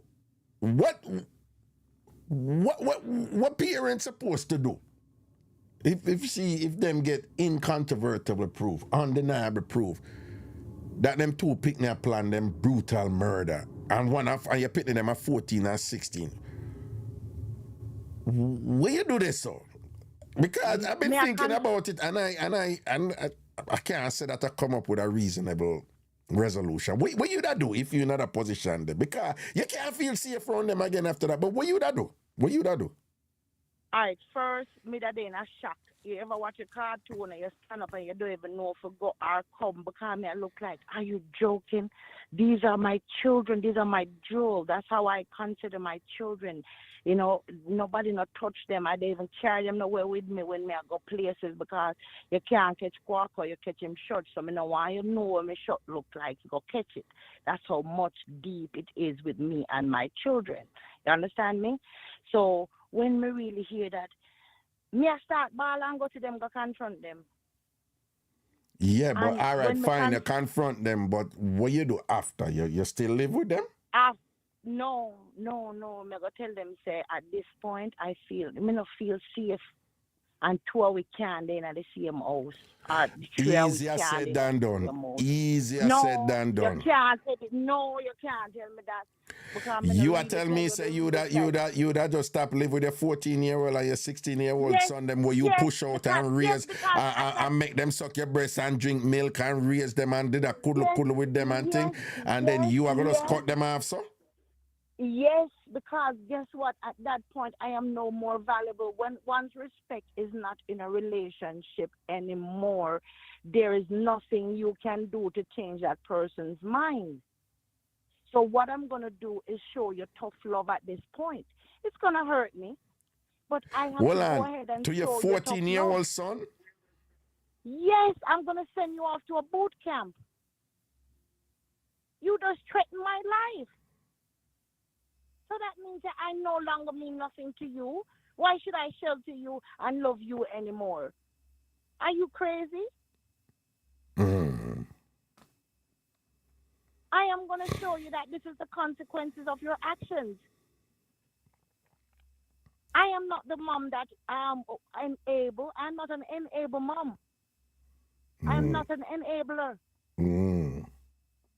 I still think it easier. I still think it easier for you say. No, I still think it easier for you say than if you're in it. These parents want to be their children's friends and don't understand. I was raised differently. I know, Mango, but what I'm saying, hold on, Mango, you're saying that now because you're away, but I'm almost sure that if you carried them two boys for 9 months each, push them out, go through thick and thin with them, feed them, run go pharmacy and thing and Holland and thing and whatever. And when you reach there, so you can call my daughter right now and she'll tell you that this is what I would do.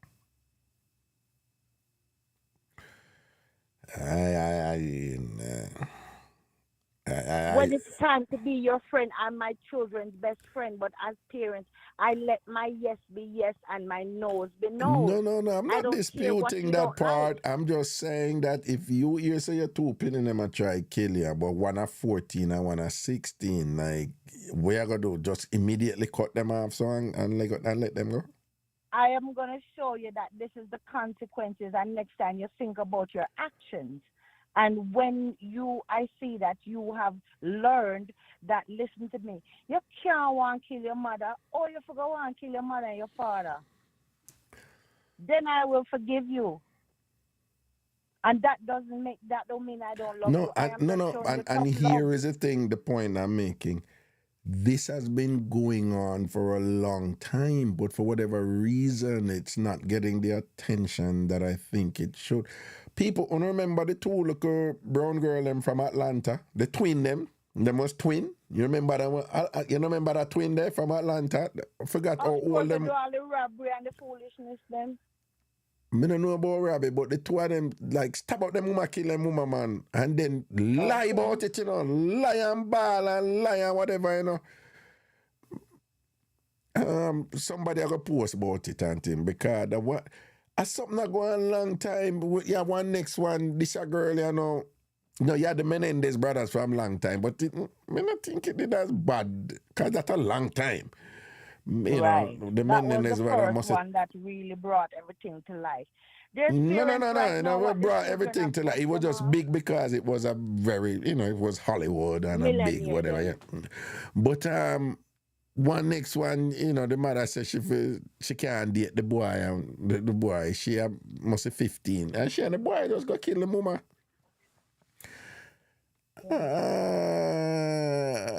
And then you have all these states now. Them this move to be open carry. You can buy gun anyway. Anybody can buy gun and all them something there, whatever. And it's just like You want to know the wickedest thing? The parents are going to jail.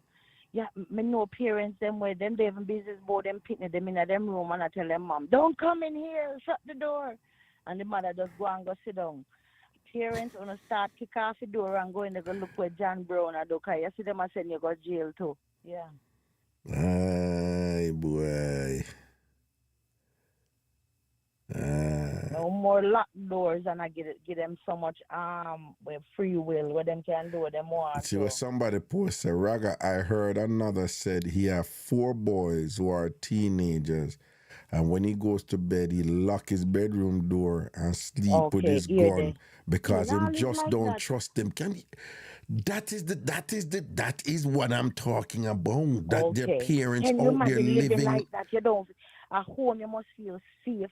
And every night you say I lock the door because you pick them, you don't know when them are come kill you. I lie you tell.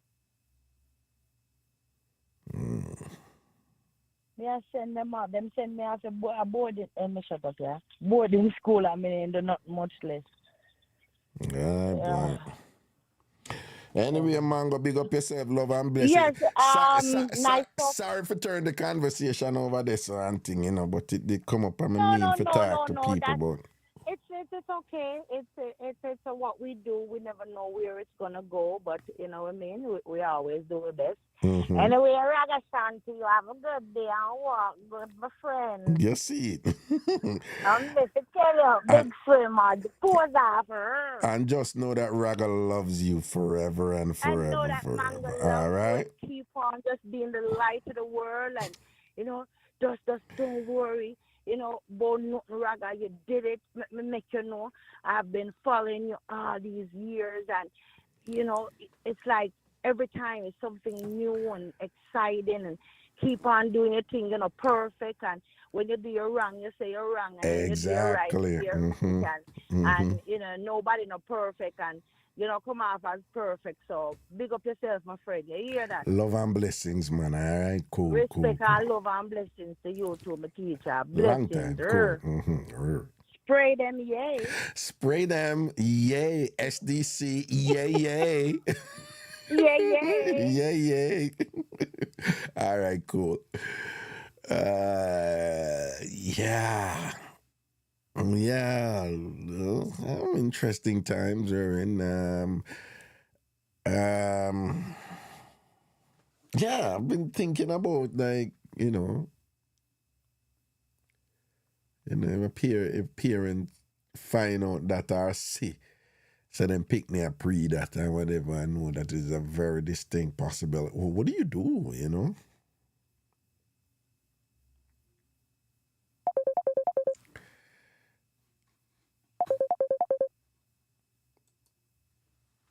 Hello. Hi. Hello. How are you? Hello, Carla. Wagwan. I am here, giving thanks to life. There is a bonus. See it there, see it there, see it there, see it there, see it there. You full jar yourself, though. Yeah, man. Why me grudge you? You grudge I me mean, I for. jump in the pool with you. Yeah, that jump in the pool too, though. You. Yeah, I could see if the next group are going to jump in at the pool. With the next one, we're going to have another jump in at the pool moment. We'll see if anybody jump in at the pool that time. Okay. Okay. All right. Well, if I me like that mother there, me come a year, my 14-year-old and my 16-year-old. Mm-hmm. I plan for my death. I plan for kill me. Me I put things in place. Mm-hmm. But the trust would have pop off like when time dry limb pop off after she BRAP. Mm-hmm. So my trust that pop off. I done with them. Whether you want me 1441 or whatever, me I cut you off right there, so. I was you apologize and he just dry, so no. Yeah, Sir. she said it dry. She said them say I'm sorry, you know, but she said I'm sorry was just like, I'm sorry, mommy. I'm sorry, mommy. She said like no emotion, no dead and no remorse, like you know. And, yeah, man. Just cut them off. BRAP. So when you say cut them off, what does that look like? What do you mean when you say cut them off? How that gonna work out? It will work out, brother. No. What I'm saying is I want you to tell me what the cut off. What it mean? You're living someplace separate from them? You're not in any more contact with them? What does it mean? Explain what the cut off mean. Right. When I say cut off, I mean if the house is mine, I put it up for sale. And if I rent me up here, me move out. I know they're gonna come a time where they're gonna find me. Cause no care which part you're going in the world, let me find you. No. So when you all right, you know, again, the devil is in the details. So when you say move out, what you mean? Move out and cease contact with them totally? Yeah, me move out and leave them. Change my phone number, everything. You don't think that's easier said than done? You don't think that is Yes, it's easier. You're going to cut off your 14-year-old or your 16-year-old child? Yes, brother. Which, by the way, you still be legally obligated to take care of them. Yes, but me I make sure me report it. Right. That's why I said put things in place. Me I put things in place. Me I report it. If them in my bank account, me have a joint account with me and them and the father. Me I cut them out. Them I come out. Everything I will change. So hold on. That was done with your picnic them, sir? Brother, you work so hard to take care of them. Worse if you're single parents, like the two when you talk about down in Atlanta. I used to them go for one of them sites and see them come up again. Yes, the mother was a single parent. You're right. She was a single parent. And they were just these, I forgot how old they were, but they were kids, you know? They were like, I don't know, 14, 15. They must reach 18 now, somewhere around there. But at the time they were like, probably 12, 14, around them time there and whatever. And they were just so spoiled and you know. Exactly, and you have to work so hard, you know, to try to let them have what you didn't have in life, and this is the return that you're going to get. Raga from day one, me never make my picnic them know where I go on with certain things in my life. I never, not one, a stranger do things to me where my picnic them don't know about. Stranger. And that a long time, long time. And the reason why I did it, I have my smallest sister. My mother has 6 of us. And my smallest sister, my mother put her in her bank account, joint account. And when my mother, back then, and when my mother think money in her account, one day my mother get up and must go to bank, not even $1. And girl in her school. Not even a cent. And my sister was in school at that time. And when my mother asked her what she do with the money, I know she can't tell my mother what she do with the money. But real quickly, if it is the case that kids are getting that line, that respect border that that traditionally was there in terms of the sacredness of your parents, and fathers don't get vexed, but even more so with mothers, where mothers were treasured more than fathers, and are to be protected and so forth. But if it is the case that indeed that there is something going on out there that is making children more and more comfortable with just unaliving their parents, including their mothers and so forth. Your best guess, what would you say is causing children to be like that? I think Well, Carla, are you talking to me and posting in the chat at the same time? Me? Yes, I'm gonna see you posting on the chat. I post that is before you answer. Oh, and it just come up? It's in a picnic and do that to me and I pay the rent. Or the door would be a long time you post that. Okay, yeah. A YouTuber. Okay, yeah. Go on to what you think I cause it? Is to how the parents, you just say break them into it, like, all right, you have a child and it's a small child and you go to the store. I want this. You buy a game or you buy a gear. I want that. You buy a game. No, I ain't got the money. When I have the money, maybe, but it's just how the parents. It's just how the parents grow them, Fits, me not get no love, fit you don't like no. You don't like no. I lose the other half of the first Monday at this month. Fit you don't like no. Right now me there I cry. You don't like no. All right then. All right then, Carla, blessings. So me not Fits at about so me sound like me get some good loving. Fits I don't get. I'm heartbroken. I lose my other half the first Monday when school opened me so. You what? My other half. You died? When? The 3rd of September, yes, sir. Oh, Carl, I'm so sorry to hear that, man.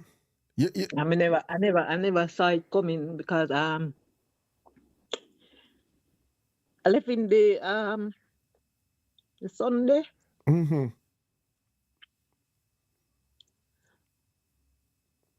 And we talk about before 12 o'clock. And the Monday morning, my neighbor called me and asked me, say, if him the home.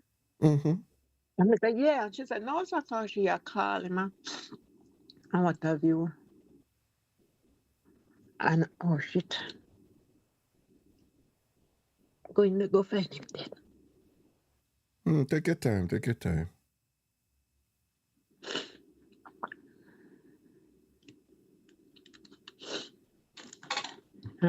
So she said she'll call him and I hear him.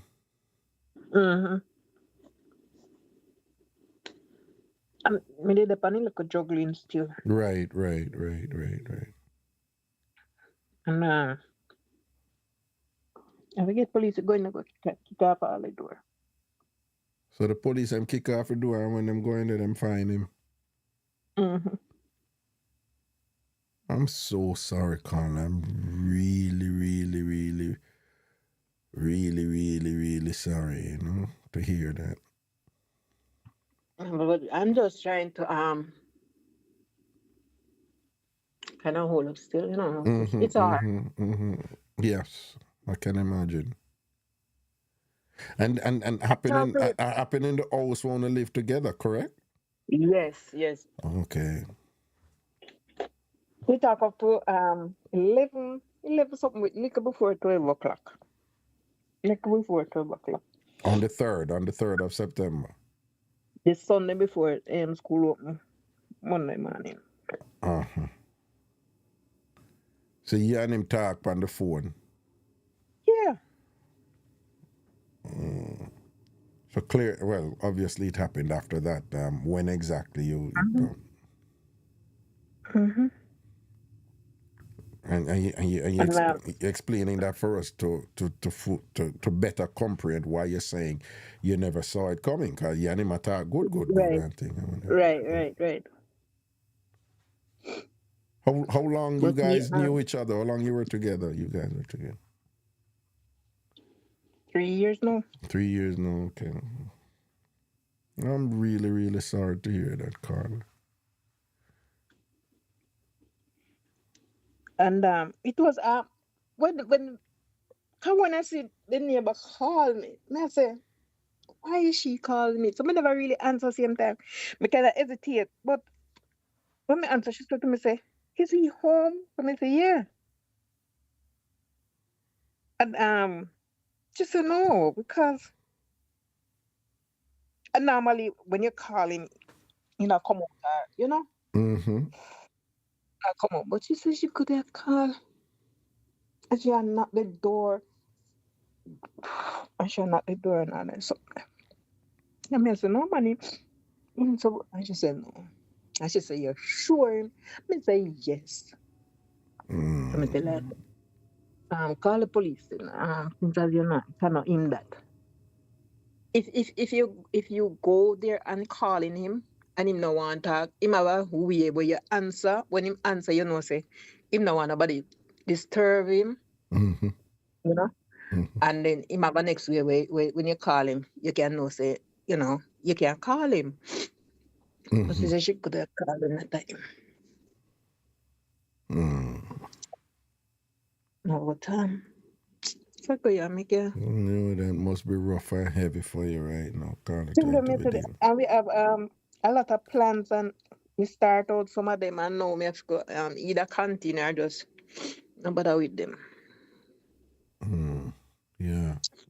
This thing change Oh your boy. life, you know? Mm-hmm. I'm so sorry. Well, on behalf of everybody listening right now and the Tom family, just wants a condolences, and strength and protection and prayers up for you and think for you and your family and think for this loss, okay? I have to say it coming like the world is a crumble, and they know, yeah, some people where you say I work with and them would have. It's like, I just have to say to them, say, una understand. It's like them not care them go and no say, you come and you do them work or whatever they don't get. And I'm like, seriously? Yeah, you do have people out there like that, That is Let me tell understanding. you. Let me tell you. Oh boy. But they are going on, man. Like, Yeah, man, a Wally lot of Boo things Boo. there need to tie up. Right, When me right. can't manage, me just let it go. As simple as that. 'Cause as what you said, me reach the stage now when me try not to make nothing stress me. Mm-hmm. Mm-hmm. Try Mm-hmm. not to make nothing stress me. What can be done, and what can be done, me just call it a day. As How simple as how that. how old was he? 65. 65. Okay. Mm-hmm. Okay. Well, again, on behalf of the Tom family, just wants to strength and protection and prayers, and just hold it, one day at a time, all right? Yeah, man. Okay. Blessings. All right. Thank you, guys. Fits. So you go, yeah? All right, Carl. All right, cool. I'm telling you, people, man, or you hear me say it earlier, whatever. But Carl, me did I say it to you? Yeah.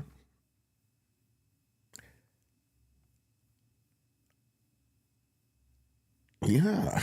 It's like, when you've been around for a while, and again, I guess with somebody like me, it's gonna be a little different because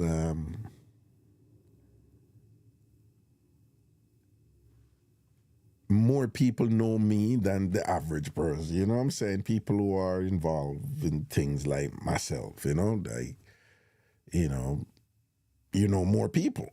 So if you know more people, you're going to hear of certain things more. So to some extent, I would say that my situation is not reflecting the norm, you know?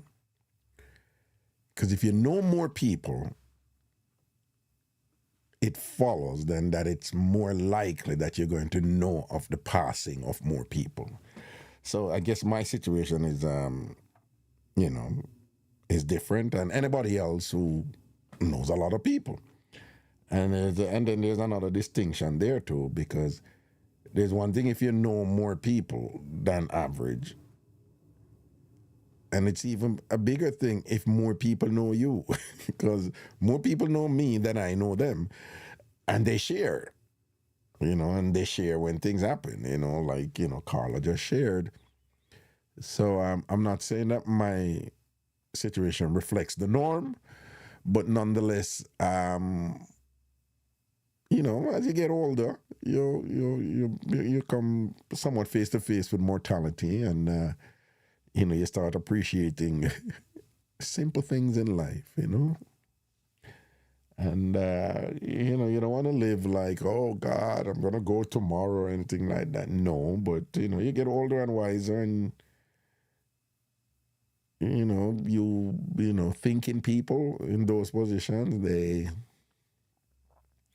they go through various processes of reflection and introspection, and you know, along the lines of what is really important in life, and also what is really important in people. So even though my situation is not reflecting the norm, I must say to you people that I notice it in a lot of people like myself who were in our 50s and so forth, and you know, and even people in their 40s too. Right? I know this with people in their 40s, like mid 40s, 44, 45, come up. People in their 50s like myself, and definitely those much older than me and whatever, you know, them 60s. You get to a point where certain foolishness, you just don't have any tolerance for it, but you don't feel a need to say anything. And I know you guys hear it a lot on the internet, like protecting my peace. That's like a thing now out there, protecting my peace and whatever. But it's a very big thing for people who reach certain stage in them life. And again, my best guess is somewhere around 45 coming up. Once some people go in them zone there, them start to no one argue. Them start to know and worry about certain things, you know. Some people do, you know. Some people it's the opposite, I must admit. Some people, the older they get anxiety if, you know. I know people in relationships right now, again, late 40s, 50s, early 60s. They're just anxiety ridden because they cannot imagine their life without the person that they're with, you know. And so you do have the opposite. But broadly speaking, I do notice that, you know, with people, particularly in this age of social media where you have this deluge of information and, you know, people having this opportunity to have access to certain knowledge and certain information that they would think about and process and things like that. And then, you know, again, we live in a time where so much comes at us now through various channels in terms of information. There's so much happening in the world right now, you know, than it was before. So it becomes necessary to have some sort of filtering process to not be overwhelmed by all of that. And more, I just find that people, you know, in that age group, we don't want to argue. And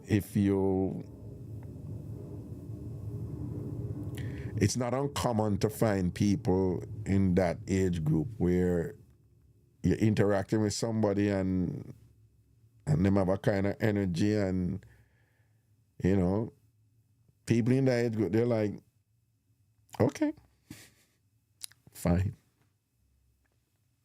All right, do what you want to do. Go if you want to go. That's okay. Whatever you say.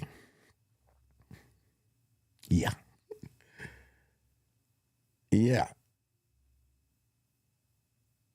And they proactively avoid toxic people and proactively prefer to associate with people who do not bring stress and drama. Yeah. And at that age too, people who bills have to pay, so them balance it out as much as them can, but some people less likely to make the money rule them. Sort out good and whatever, but listen, if the sort out come with one bag of drama, whatever, they'll manage it how much they can, but if you get too much, not even that will make them stay. You're good looking and thing. We have the house together and whatever. So, and even when people don't let go and them in a situation where, they're so tied up with all these things and mortgage and when they live and what, you know what is common in that age group now is that people are together and them stay together, but them not together. That is common now, People are together, them stay together, but them not together. They have a lot of relationships in them, 50s and them time and I guess 60s too, where people just reach a point where I'm not leaving this. I'm not leaving this. I'm not leave the relationship. Can't bother. So make him do what he want to do. It does, don't matter to me. I'm just going to maintain my peace. I'm going to stay here. Make him do what he want to do. Make she do what she want to do. And then people come up with various permutations. As long as they know in my face, as long as the kids know whatever, as long as the embarrassment and so on, as long as I bring them the disease, and people just like, I'm not going to stress about it. Knock yourself out. Do what you want to do. I don't care. Yeah. So, if you come upon somebody in that age group, there's somewhere like mid-40s, 50s, 60s, and you are running them down about something and thing, and you see when that person go, okay, that's fine. If you say so, that's okay. But when you see that person, leave it alone. Don't try to force them to respond. Don't try to guilt them. Oh, you're not curious. You say you're not say nothing. You're not say nothing and thing like that. And if you didn't love me, you would argue. You have people who say shit like that. If you didn't love me, you would argue. How you not make no effort and think, nah. They just reach a point where they're like, it doesn't make any sense. This is not going to go anywhere. The argument not going to go nowhere. Do you? Leave me alone. When you see them people, let them just get quiet and them just like, whatever. Leave them alone.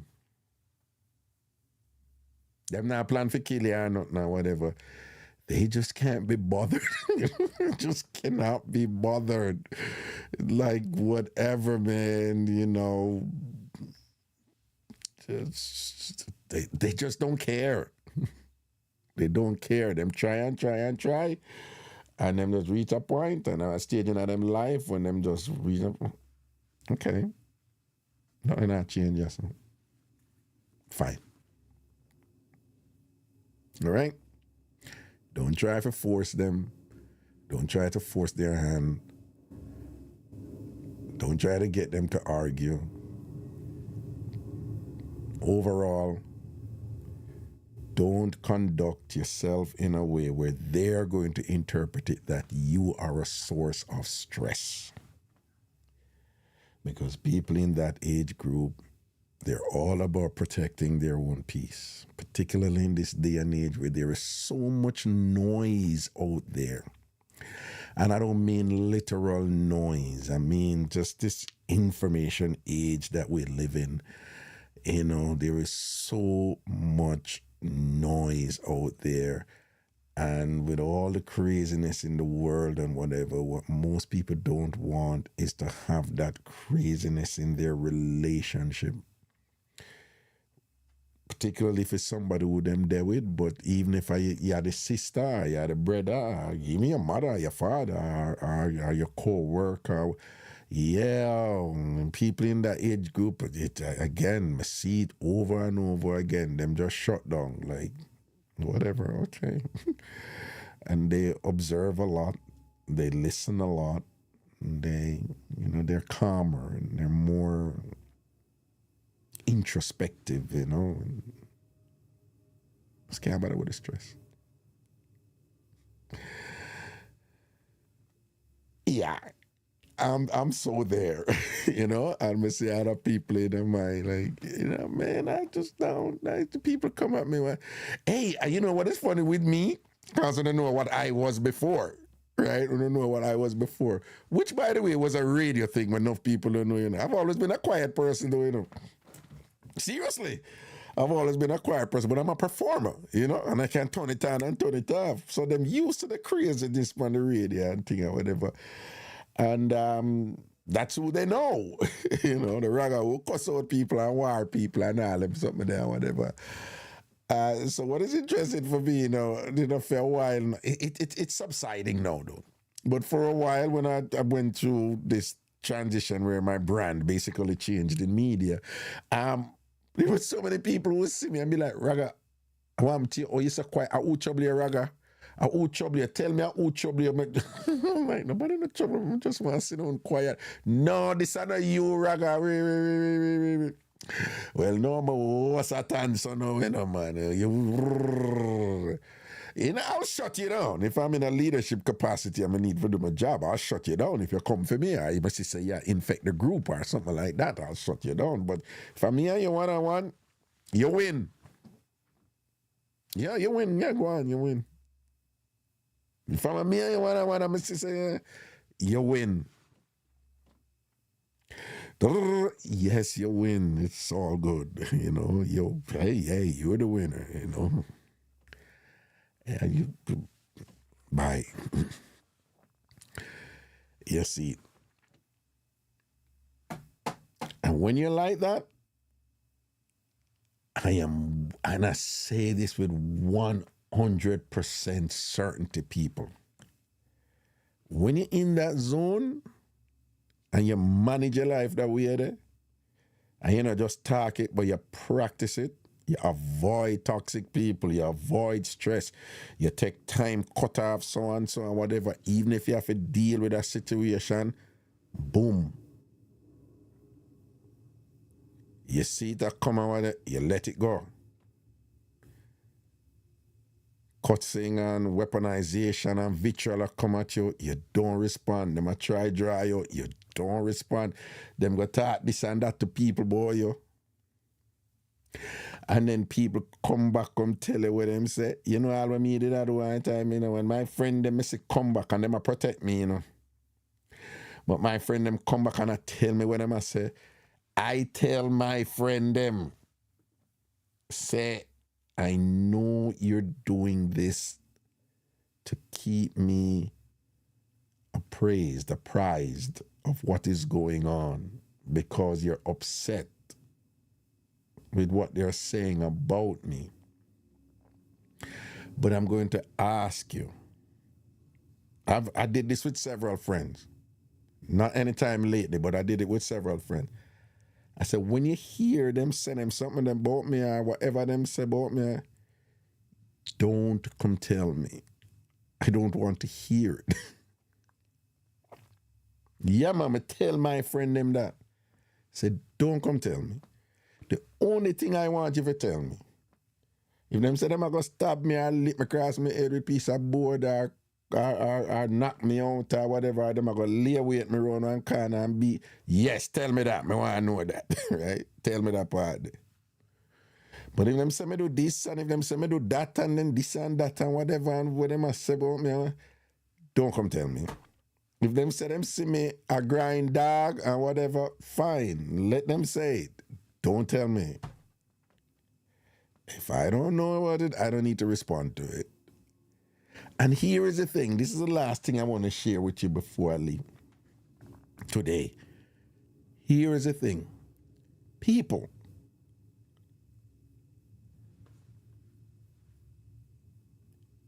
you know that most people who are the source of stress, or most people who say bad things about you, are most people who are come for you and who behave certain way, negative, running and whatever. And I know this going to sound touchy and whatever, but just hear me out.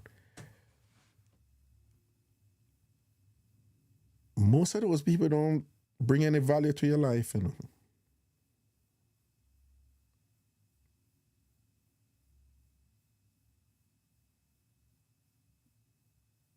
Let me put it another way. I find that people who are doing well in life, and nobody not perfect, but you know, sufficiently balanced,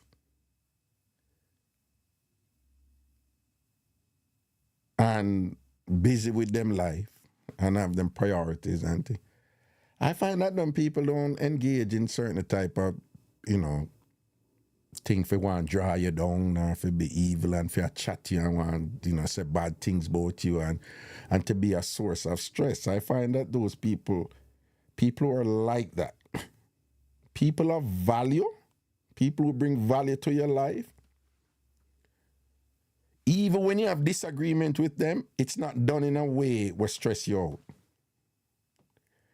You know, it's like you and them on the same plane and you can work out something and you know, some never really like that and thing. And then the person may say, yeah, I know you don't like it, you know, but it's because so and so and whatever. And then you're like, oh, I never thought about that. And you're like, oh, I'm sorry. I didn't know that. My apologies, you know, and thing. And the person be like, okay, no, it's okay. You just never know.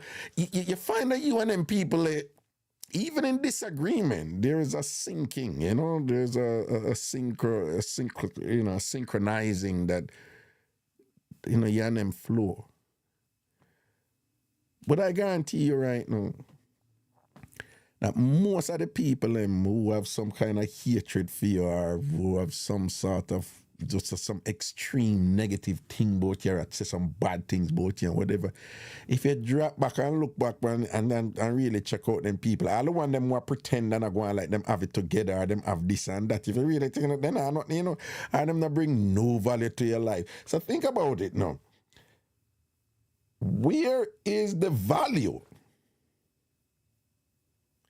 in stressing over somebody or something or whatever when I bring no qualitative value to your life? Where's the value in that?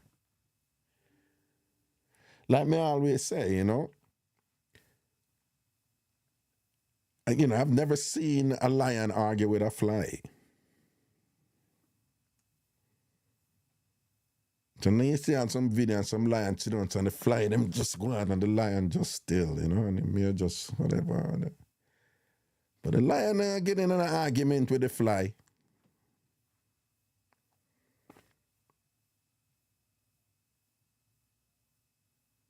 Most of the people, right? Mark, you know, it's different, you know, for your husband or your wife or the person you're there with or the father of your children, the mother of your children, you know, because then you have to deal with them. But even in those situations, just be careful that you don't get caught up with having a need for them to understand something about you where they refuse to understand.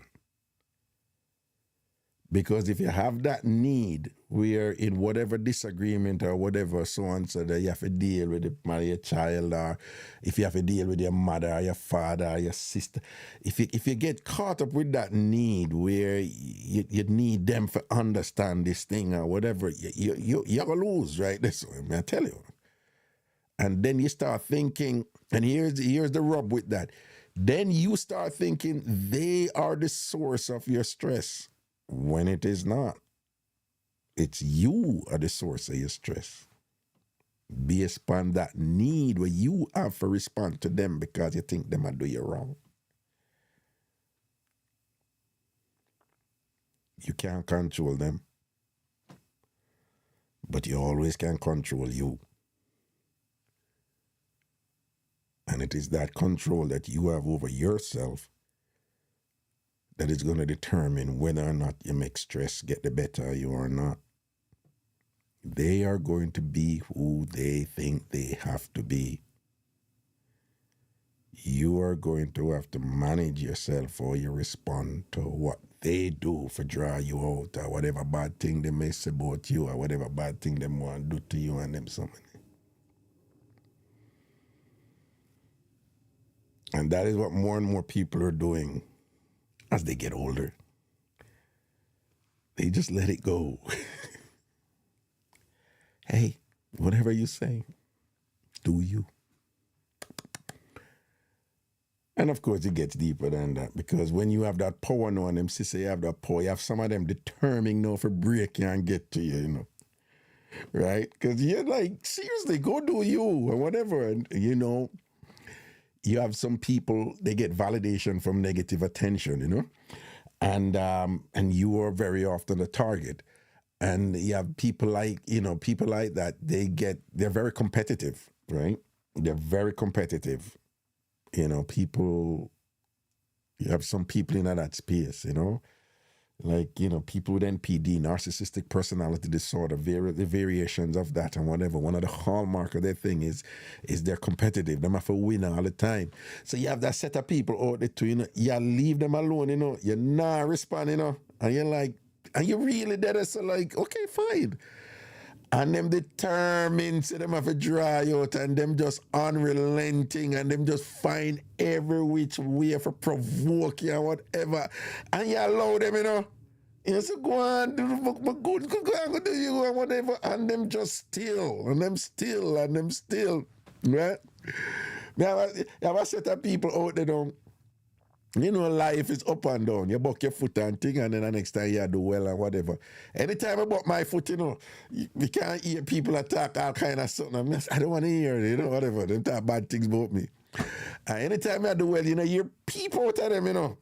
You hear nothing from them, you know. Anytime I do well, so them not hear about that. Them only hear when you buck your foot or whatever and all them something.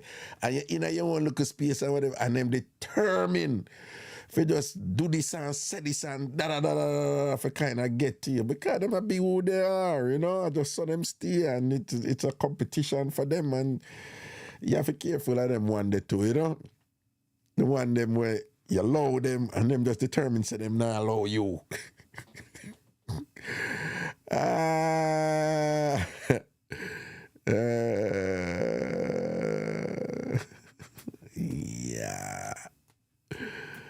They're out there, but it's, yeah, I mean, it's cliche, yeah. Everybody is saying, oh, protect your peace or whatever, but it's real, you know, it's for real. And it's you have to do it for you. I guarantee you right now, if you say,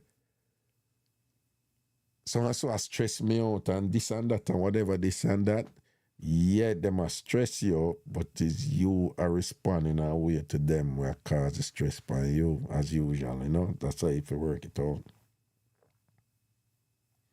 So you can have the most toxic person around you 24/7, you know? And based on what going on in your mind, is neither here, near you nor there with you. It don't bother you one bit. I see people in that position.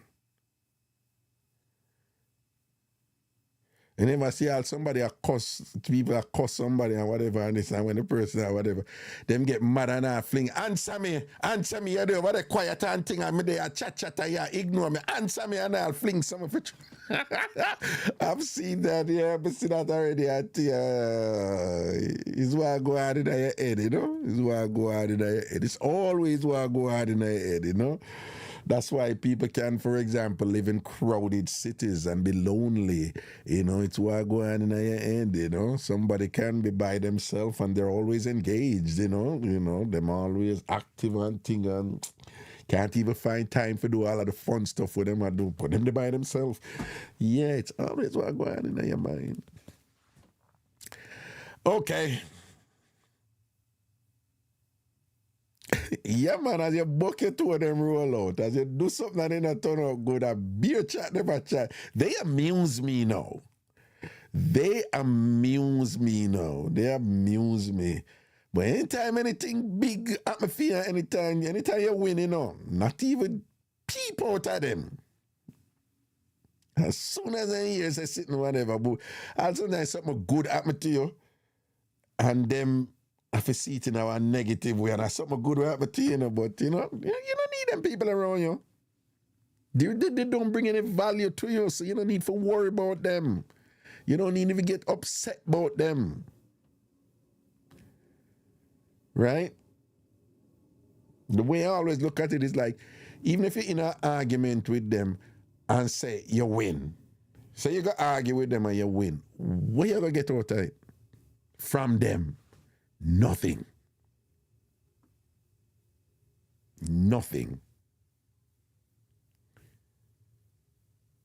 So once you understand that, then you should also understand the futility, in immersing yourself in that type of negativity, I don't. And it has been so good. I've been so happy. Like the last year ago, so a year and a half, 2 years, whatever, I've been so happy. And it's like I've been on the challenges. Yeah, we have ups and downs or whatever, but right through, I know for a fact that self-awareness is there. I am noticeably happy and at peace and whatever. And it's just this amazing calm power that I have that you can't just sense them, You see, as I'm come around you, you just feel them, I don't know, you just feel them and you're just like, your mind, you're like, I'm out of here.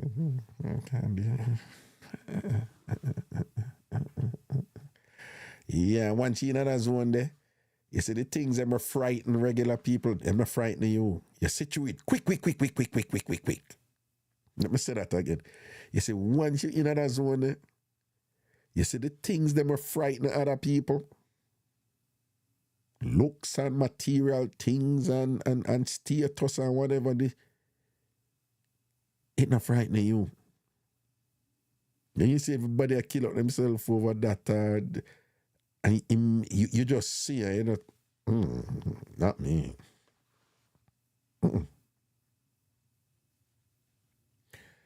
And you may have a little friend them when you would not see it, and then you say so and so, and you're like, nope, not interested. Because you're protecting your peace. Yeah, eagle not argue with John Crow, eagle not argue with crow. Remember the saying, them say, the crow, them love bada the eagle. And the eagle is a powerful bird, Right? Eagle is a powerful bird, right? Like eagles can lift up a goat, In fact, you have eagles pick up people picnic and fly away with them. But I'm this saying that when the crew are bada the eagle and whatever, I'm saying what the eagle do? The eagle just goes to zoop and go high. And them say the crew can't go the heights where the eagle go, So once the eagle goes so boom and start shoot up. Now I can't fight with the crew, Shoot up. The crew have to drop off and load the eagle. Because the crew can't go where the eagle go. Be an eagle. Be an eagle always. That don't mean I have to fight. Sometimes I have to fight. Okay, me have a little problem eagle come rush you, Can't go up the way. But the point I'm making, don't be an eagle and you did argue with crows, Let crows be crows, Protect your peace. And I'm just saying, people in their 50s, they're just in that zone. It's more and more. I see it, I grew up in Jamaica where people used to, all them 50s people are war and all them something there. It's just a part of me grew up, Part of me grew up. But, even people from them background, they know, me I notice now, it's like it's a different thing, you know? Like people wise up differently with some things out there now, you know? Yeah, there have been some velvet changes out there in the way people comport themselves in certain situations, and there are people who are better educated and better equipped to protect themselves in different ways, you know, psychologically, you know, mentally, and they conduct themselves in ways that they protect their peace, you know. It's happening, and I'm really proud of people. There are people out there doing it that inspire me. I won't tell you nothing, you know, because it don't even have to be age, you know. I'm not going to tell nothing, and then, all right. So, Shensia, the singer, she's trending, right? Our song them are going good, right? But Shensia has been a little open about some of her proclivities, some things that apparently she likes. And as usual, once you're doing well,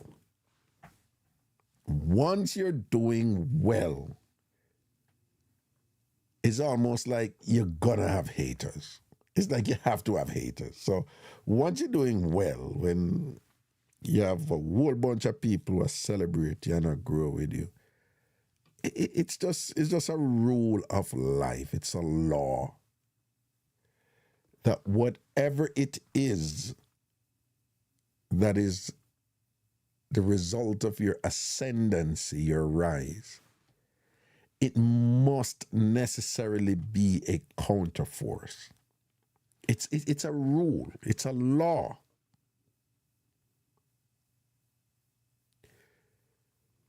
If you rise because you're nice, people who are nice not gonna like you. It's a law. Let me tell you, the only reason day has the name day is because there is night.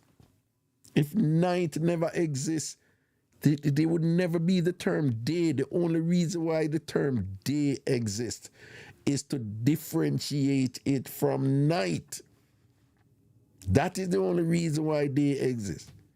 And that is why some philosopher says, you can't have good without bad. It's impossible to have good without bad. You have to have bad to know what is good, and you have to have good to know what is bad. So if you're doing well, and you start stress about how people don't like you, you're not really understanding the game. If you do well, people are not gonna like you. And do well don't mean say you make millions or whatever. It could be that you buy a car. It could be that you take care of yourself and you make sure so you look good when you go out the road. It could be that you're going back to school. It could be that your children are doing well. If your children are doing well, it's guaranteed you're going to have some parents out there who feed them pitting and do well, and them are going to pass some remarks. I'm not saying you should expect it. I'm just saying when it happens, it's a law. It's the law of nature. It's the oppositional defining, right? You know, one side will elicit the other side. So back to Shensia. You know, Shensia is on the younger side. But you know, one thing I admire with that young lady, you know, them talk about whatever things about her in a footer hype lady. So I don't know what them said about Shensia. I have never heard her once publicly respond to any of them.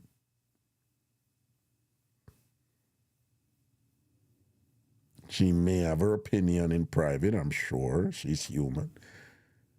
But she has never allowed herself to be drawn out with any of them. Not even one time, me hear her. And they have said like the nastiest, meanest things about her. Like some terrible things about her.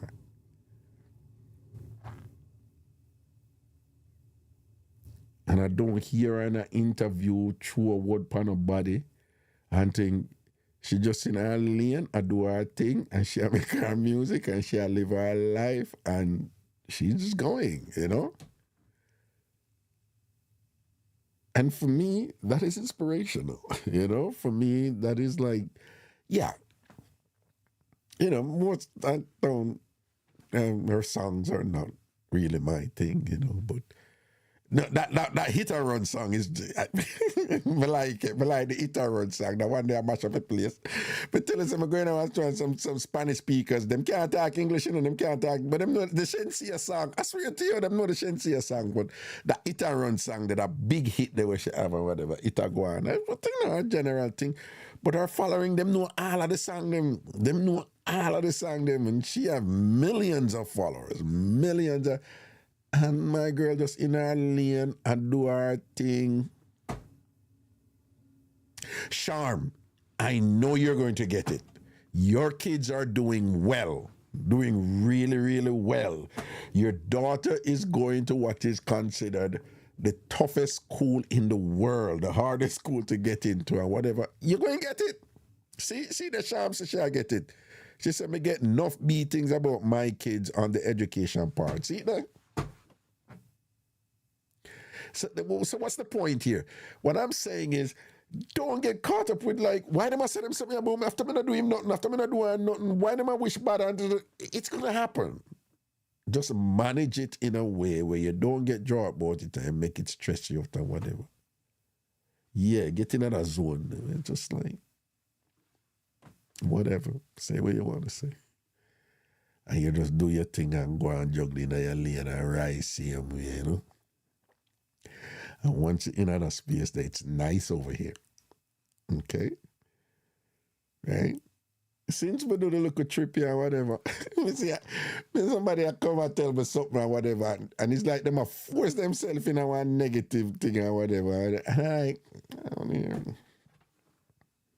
I don't want to hear it. And sometimes it don't even, sometimes I know nothing like obviously negative, but as soon as me get a look away, you see the jumping out the pool there and thing or whatever, a lady, she probably not mean nothing about it or whatever, but she's just like, but why you jump in the pool in your shoes? Now, me could have did answer or me could have did whatever, but again, like I said to you, once you're in this zone, when them come around you, even if them a try to sneaky and screech upon you, just want to lick or something, you see it and you smell it right away. Because even that video and whatever, that spontaneity thing where I'm jumping at the pool and whatever, who cares if you have on your shoes and whatever? You know this is a fun, ridiculous thing and whatever. But here's the point. Again, just to use this as an example to kind of articulate the points I'm making. So I gave it a theory. Remember, I'm telling you, like, theory without facts is useless generally, so you need to have some sort of example. So this is an example now. So, I jump in the pool when I was in Ghana, whatever, fully clothed, right? Just a crazy movement. That's me, right? But and so here she was like, so why you jumping in the people in pool in your shoes? And I was like, have a nice day. Now, with this person, did she necessarily mean it in a bad way? I don't know, but I just smell that look of something there. And I don't have to explain anything to you. I do not have to explain why I jump in the pool while having fun around friends or whatever. I don't. And here's my point. Even if I did, right? Even if I did, and I make a point, and the point take on whatever, what would I have gotten from it from her? Nothing. Most of these people who are sources of stress in a negative, terrible, awful way and whatever, even if you prevail against them, you have nothing to get from them. Because usually people who are like that, they're empty. They're empty, and that is why them focus on foolishness and try to draw you down with stupidity. So even if you prevail against them, there's nothing you're going to get from it. If a lion fight a fly and him beat the fly or whatever, there is nothing. That is not an accomplishment to celebrate. You're a friggin' lion and you beat a fly. Who cares? But if you're a lion and you start conduct yourself like you're a friggin' fly, then that's on you. Right? So it wasn't anything big or whatever, but just the question, so she in that zone there.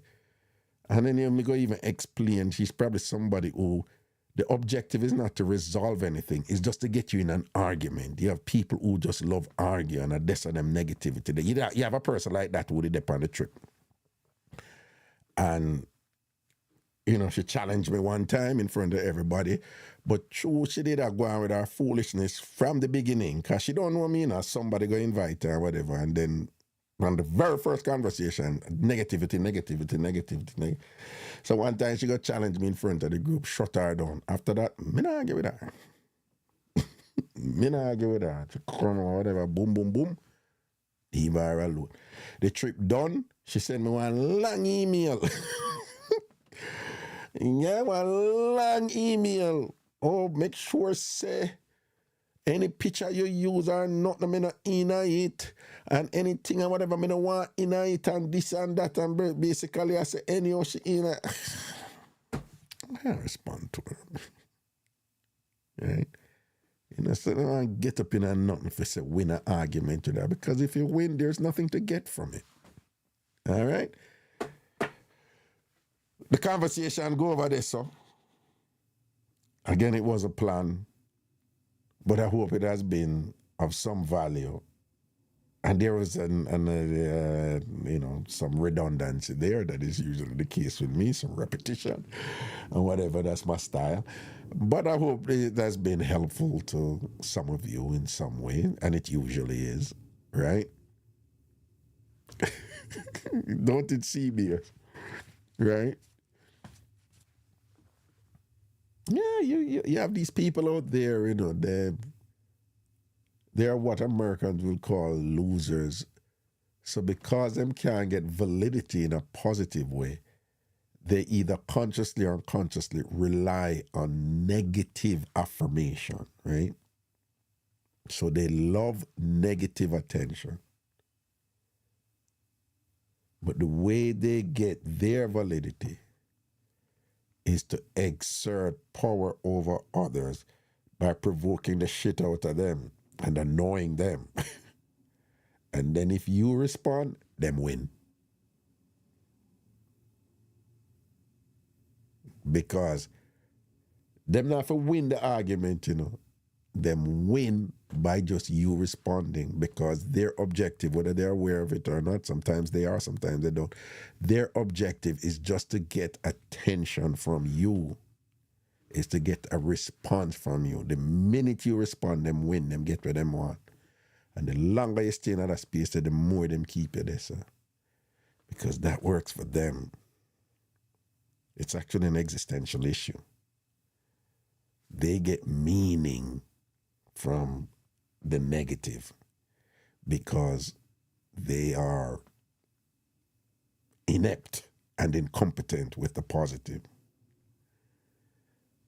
And they just live their lives like that. Those are the people you say them have cantankerous spirit. Those are the people you say they're miserable. Those are the people you say misery loves company, and what they're like that. Not care how positive something may be, not care how beautiful something may be, not care how good something may be. Them are going to find some negative thing in it for bring up. And the minute you respond to them, because it's patterned, them do it all the time, them win. And the way if you beat them, starve them. No attention. All right.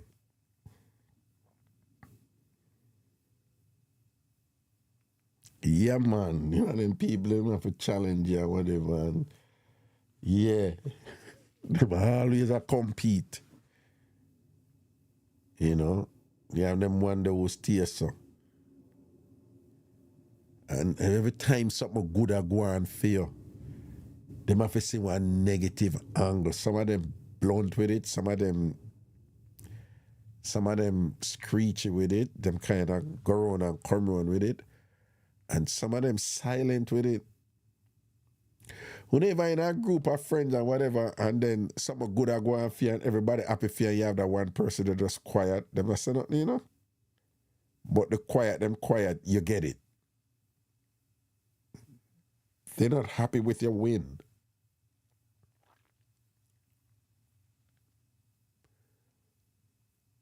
Yeah, but they run some people, and when them a do well, them talk about themselves, or them do well all the time. Them talk about themselves, or them do well. And you encourage them, and you say, no, that's very good, and them talkative and whatever. Them will talk about other people are winning, and them say, some you want to win too, you know, you say, I was so and so do, or whatever. And then when you get a winner and think, them not talkative anymore. You ever notice them people, eh?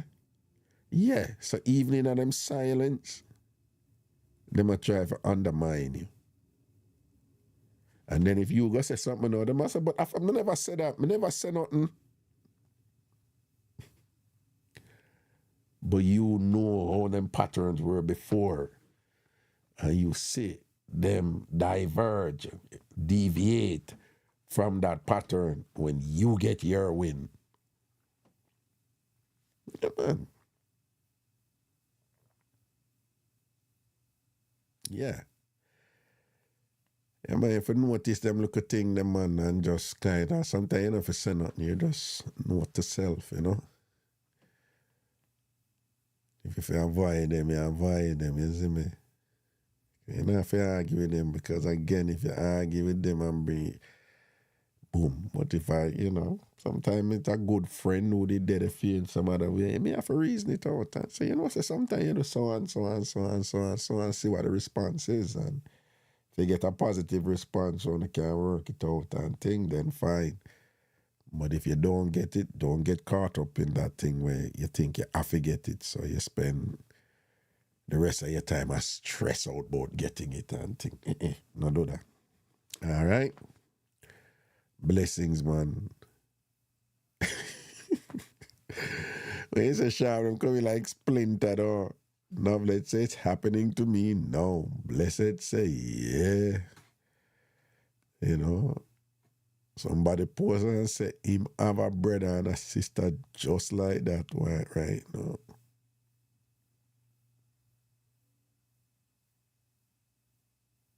Yeah, control, yeah. Yep. Yeah. Right, you know, me as a man, you know, me just stay in my yard, you know. Yeah, man, I notice I don't ever, well, you know. Sometimes some people say something to me, you know, and then I'm like, when I ask them something, they're like, yeah, for real, you know. Ragashanti, from you know me, you ever see me outside of like my birthday party or whatever, you ever see me in a crew? I run up and down with crew and a floss and all them something. You see me do that? Oh no. If me not work on a stage or something or whatever, event or whatever, you see me at every party out the road and all them something. Oh no. Okay. So it's nothing new, I'm still a long time. Seeing, all right, people, on to spread the word though, you know, so the opening, you know, taking deposits now for people to lock their spots on the April Ghana Learncation and the August Ghana Learncation for next year, okay? So spread the word for me. All right. Again, April and August 2025 Ghana Learncations, you know, 2 more trip and taking deposits for that. And if anybody want to make a deposit, they can send me a text, 718-308-9993, 718-308-9993. 718-308-9993. One more time. 718-308-9993. Or they can email me at info@tamfarmtravel.com. info@tamfarmtravel.com. info@tamfarmtravel.com. Yeah, one more time. info@tamfarmtravel.com. Or if they want information about the trip, they can go to the website, tamfarmtravel.com. They can go to the website and just go to the Ghana Learncation at tamfarmtravel.com. tamfarmtravel.com. All right? And remember, tell them to, with the Learncation we're just gone, we did have time. Or when something. We did have time for people pay over a certain time, but people jump in early. Remember Carla. Carla jump in early. Carla and Owie jump in early and pay them money. Marsha jump in early and think chicken back, I think, they jump in early and whatever. So people jump in early and start, and just pay up them spot until it full up, and then some people, just couldn't go. Guys, it would have been too much, Because the amount of I can't ask anybody, it full the bus. And we had a big bus, big nice bus, I think, and it full the bus. So I had to know how many people were in the bus and thing, and to the point where with the bus full and have to carry people luggage and things like that. So I am not even going with that many people for the following trips, and the number has to decrease, so that the bus can carry everybody with them luggage, Remember, it's not about greed, it's about comfort and fun and learning, I still want to go to Limon in Costa Rica. I do want to do that, yeah. Yeah, can ask Del Marine, K, or Chickenback. Bus full, yeah. And luggage full and whatever. We had an amazing time. It was just so much fun. And it's just because I do it myself for so many times. I've been going to Ghana from how long, But just doing it with the group now and it working and whatever.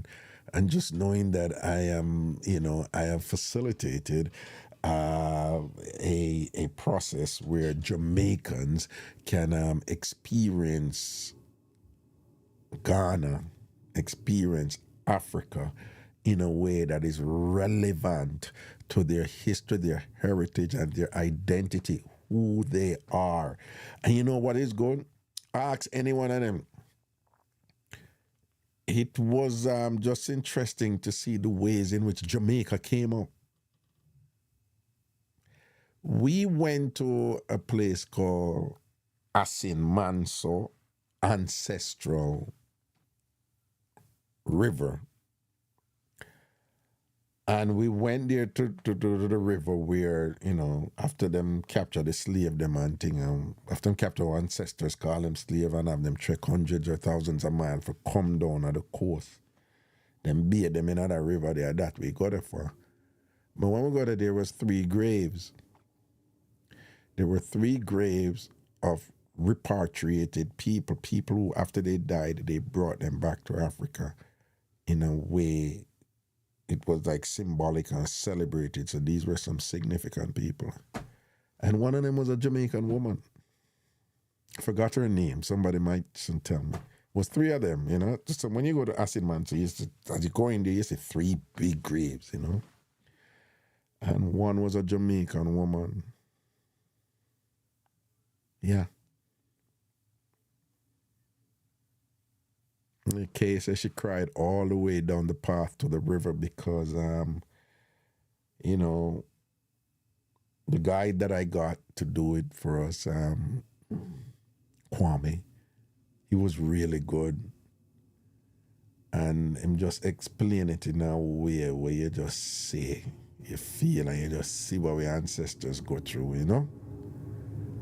Yeah, man, and that rocks some people. But as I say, yeah, that Jamaican element there, then, you know, when we go Ashanti Kingdom, you know, the Ashanti Kingdom flag is black, gold, and green. And the only difference between their flag and our flag is the significance of the gold. And for the gold for them, it signifies gold, you know, and mineral wealth and whatever, which they have. And Ashanti's all, you know, they're really into gold. And but the black represent the people and the green represent, you know, forestry and so forth and things like that, you know, the land. And I was making the point that I need to check out how we came by the black, gold, and green in our flag, because it's too much of a coincidence, you know, that we use those colors, you know, and that those have long been the color of the Ashanti. And so much of us are descended from the Ashanti, right? So I don't think it's a simple coincidence. And that's something to rare. I remember I was telling you for years I was going there that I was just I didn't go to Kumasi a lot when I was going to Ghana before. I was always in Accra or in the Cape Coast or in what they call the Volta region, not the Volta region and other places. And it was when I went to Kumasi that it started making sense, because when I was in Jamaica, in Ghana, I was just like, every minute you go, everywhere you go, you see the Jamaica flag. Everywhere you go, you see the Jamaica flag. Even when I brought over that group I was showing them, I see the Jamaica flag. But years ago when I started seeing it and I'm asking them, like, so why you have a Jamaica flag on your vehicle? And they're like, it is what? And I'm like, it's a Jamaica flag. Oh, it is? They didn't know. Like over and over again, them didn't know. Someone said, but why you have this? And I'm like, well, everybody have it. And like, but just like it and it looks good. Oh, I like the colors. Or other people are doing it, I'm going to do it too and whatever. But almost everybody me talked to over there, they didn't know it was a Jamaica flag. But it literally the Jamaica flag, you know, the X and the black and the green on. And when we got on Ashanti Kingdom and thing, I mean, it makes sense because we see the colors. So it makes sense, you know, because the Ashanti, it's really the Asante, right? But, you know, most people say Ashanti. So, but the Asante, they're very powerful and they're well known, you know, and their history is just strong and potent and, you know, and it's prominent. And they're very powerful right now. So it makes sense that if those colors were of the Asante flag, then the attraction to the Jamaican flag for its colors then makes sense. Because when we went to the Akweside, which is the Asante celebration, you know, to ancestors and so forth and things like that, and their, you know, their political structure and, you know, reverence to the king and all of that, we saw chiefs and other people in black, gold, and green kente, you know, and they look regal and them look good in them thing and whatever. But so the black, gold, and green is a thing there. And again, remember, it's not they're following us, it's we following them, because they are before us. We are of them, right? So just keep that in mind. And so those type of parallels, you know, just being able to witness them and to be there to experience it, it may not be a big deal to other people, but it's a big deal to us, you know. And then, you know, even when we went to, you know, down to Cape Coast and we're hearing about, you know, the awful experience of our ancestors there, and they were speaking about what happened in the so-called New World, you know, in the Caribbean or whatever. And references were made to Jamaica, like, oh no, the Jamaicans are no joke, you know, the ancestors who were in Jamaica, and these were Africans telling us this and whatever. Listen, it's the type of thing you have to be there to really appreciate it and experience it and feel it, you know? You have to feel it. You have to be there and hear these things, you know? And it would leave a permanent, lasting, positive impact on you. I guarantee you. I guarantee you. So I'm looking forward to the next trip, you know, in April and August. And I'm looking forward to, you know, the next group of people. And I'm just looking forward to positively impacting, you know, people, you know, and this Ghana experience. And I'm looking forward to even expanding it, you know, I don't know, including like probably like a 2-day trip over to Nigeria, which is less than an hour away from where we were. Or I don't want the first group to start cussing me and be like, oh, hey, wait a minute, are you putting in all these new things or whatever? But the idea is that it's going to grow, right? So I'm looking forward to that for like an organic evolution and like this kind of metamorphosis into different areas and so forth. I'm looking forward to that, right? And I invite you all to, yes, and Kay, I'm pretty sure we're going to Tanzania in July also, but just know that the Ghana is set for April and August. So spread the word and just have people contact me about making their deposits as soon as possible to lock their spots, okay? All right? As soon as possible, trust me. And I'm very vigilant about the first come, first serve. It's just a matter of being fair. You know, if somebody come first and thing and whatever, and them step up with them thing and resource, you have to give them that respect there, you know? So it's not personal. All right, so just keep that in mind. And so just make the link, contact me about that, spread the word about it and thing. And let's have some fun. Let's learn, laugh, learn, and grow. All right? And live a fulfilling life. All right, people, I'm out. Tomorrow. This thing I do YouTube and TikTok at the same time. TikTok is like a world on its own, and it's kind of difficult for the TikTok and YouTube at the same time. So I think what I'm going to do is alternate. So I don't have shows on Wednesdays. That's, you know, my family thing is such that I have to do daddy stuff on Wednesdays with the kids and hold it down and help out. So it's going to be Mondays, Tuesdays, you know, Thursdays and Fridays. So I think I'm going to alternate. So like today I do YouTube. Tomorrow I do TikTok. Then Thursday YouTube.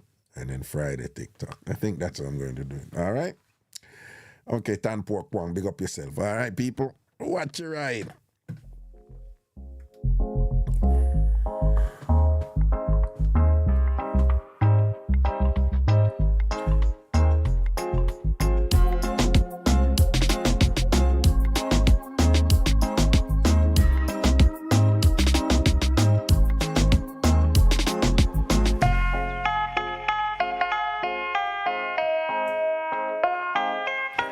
Good night, Carla.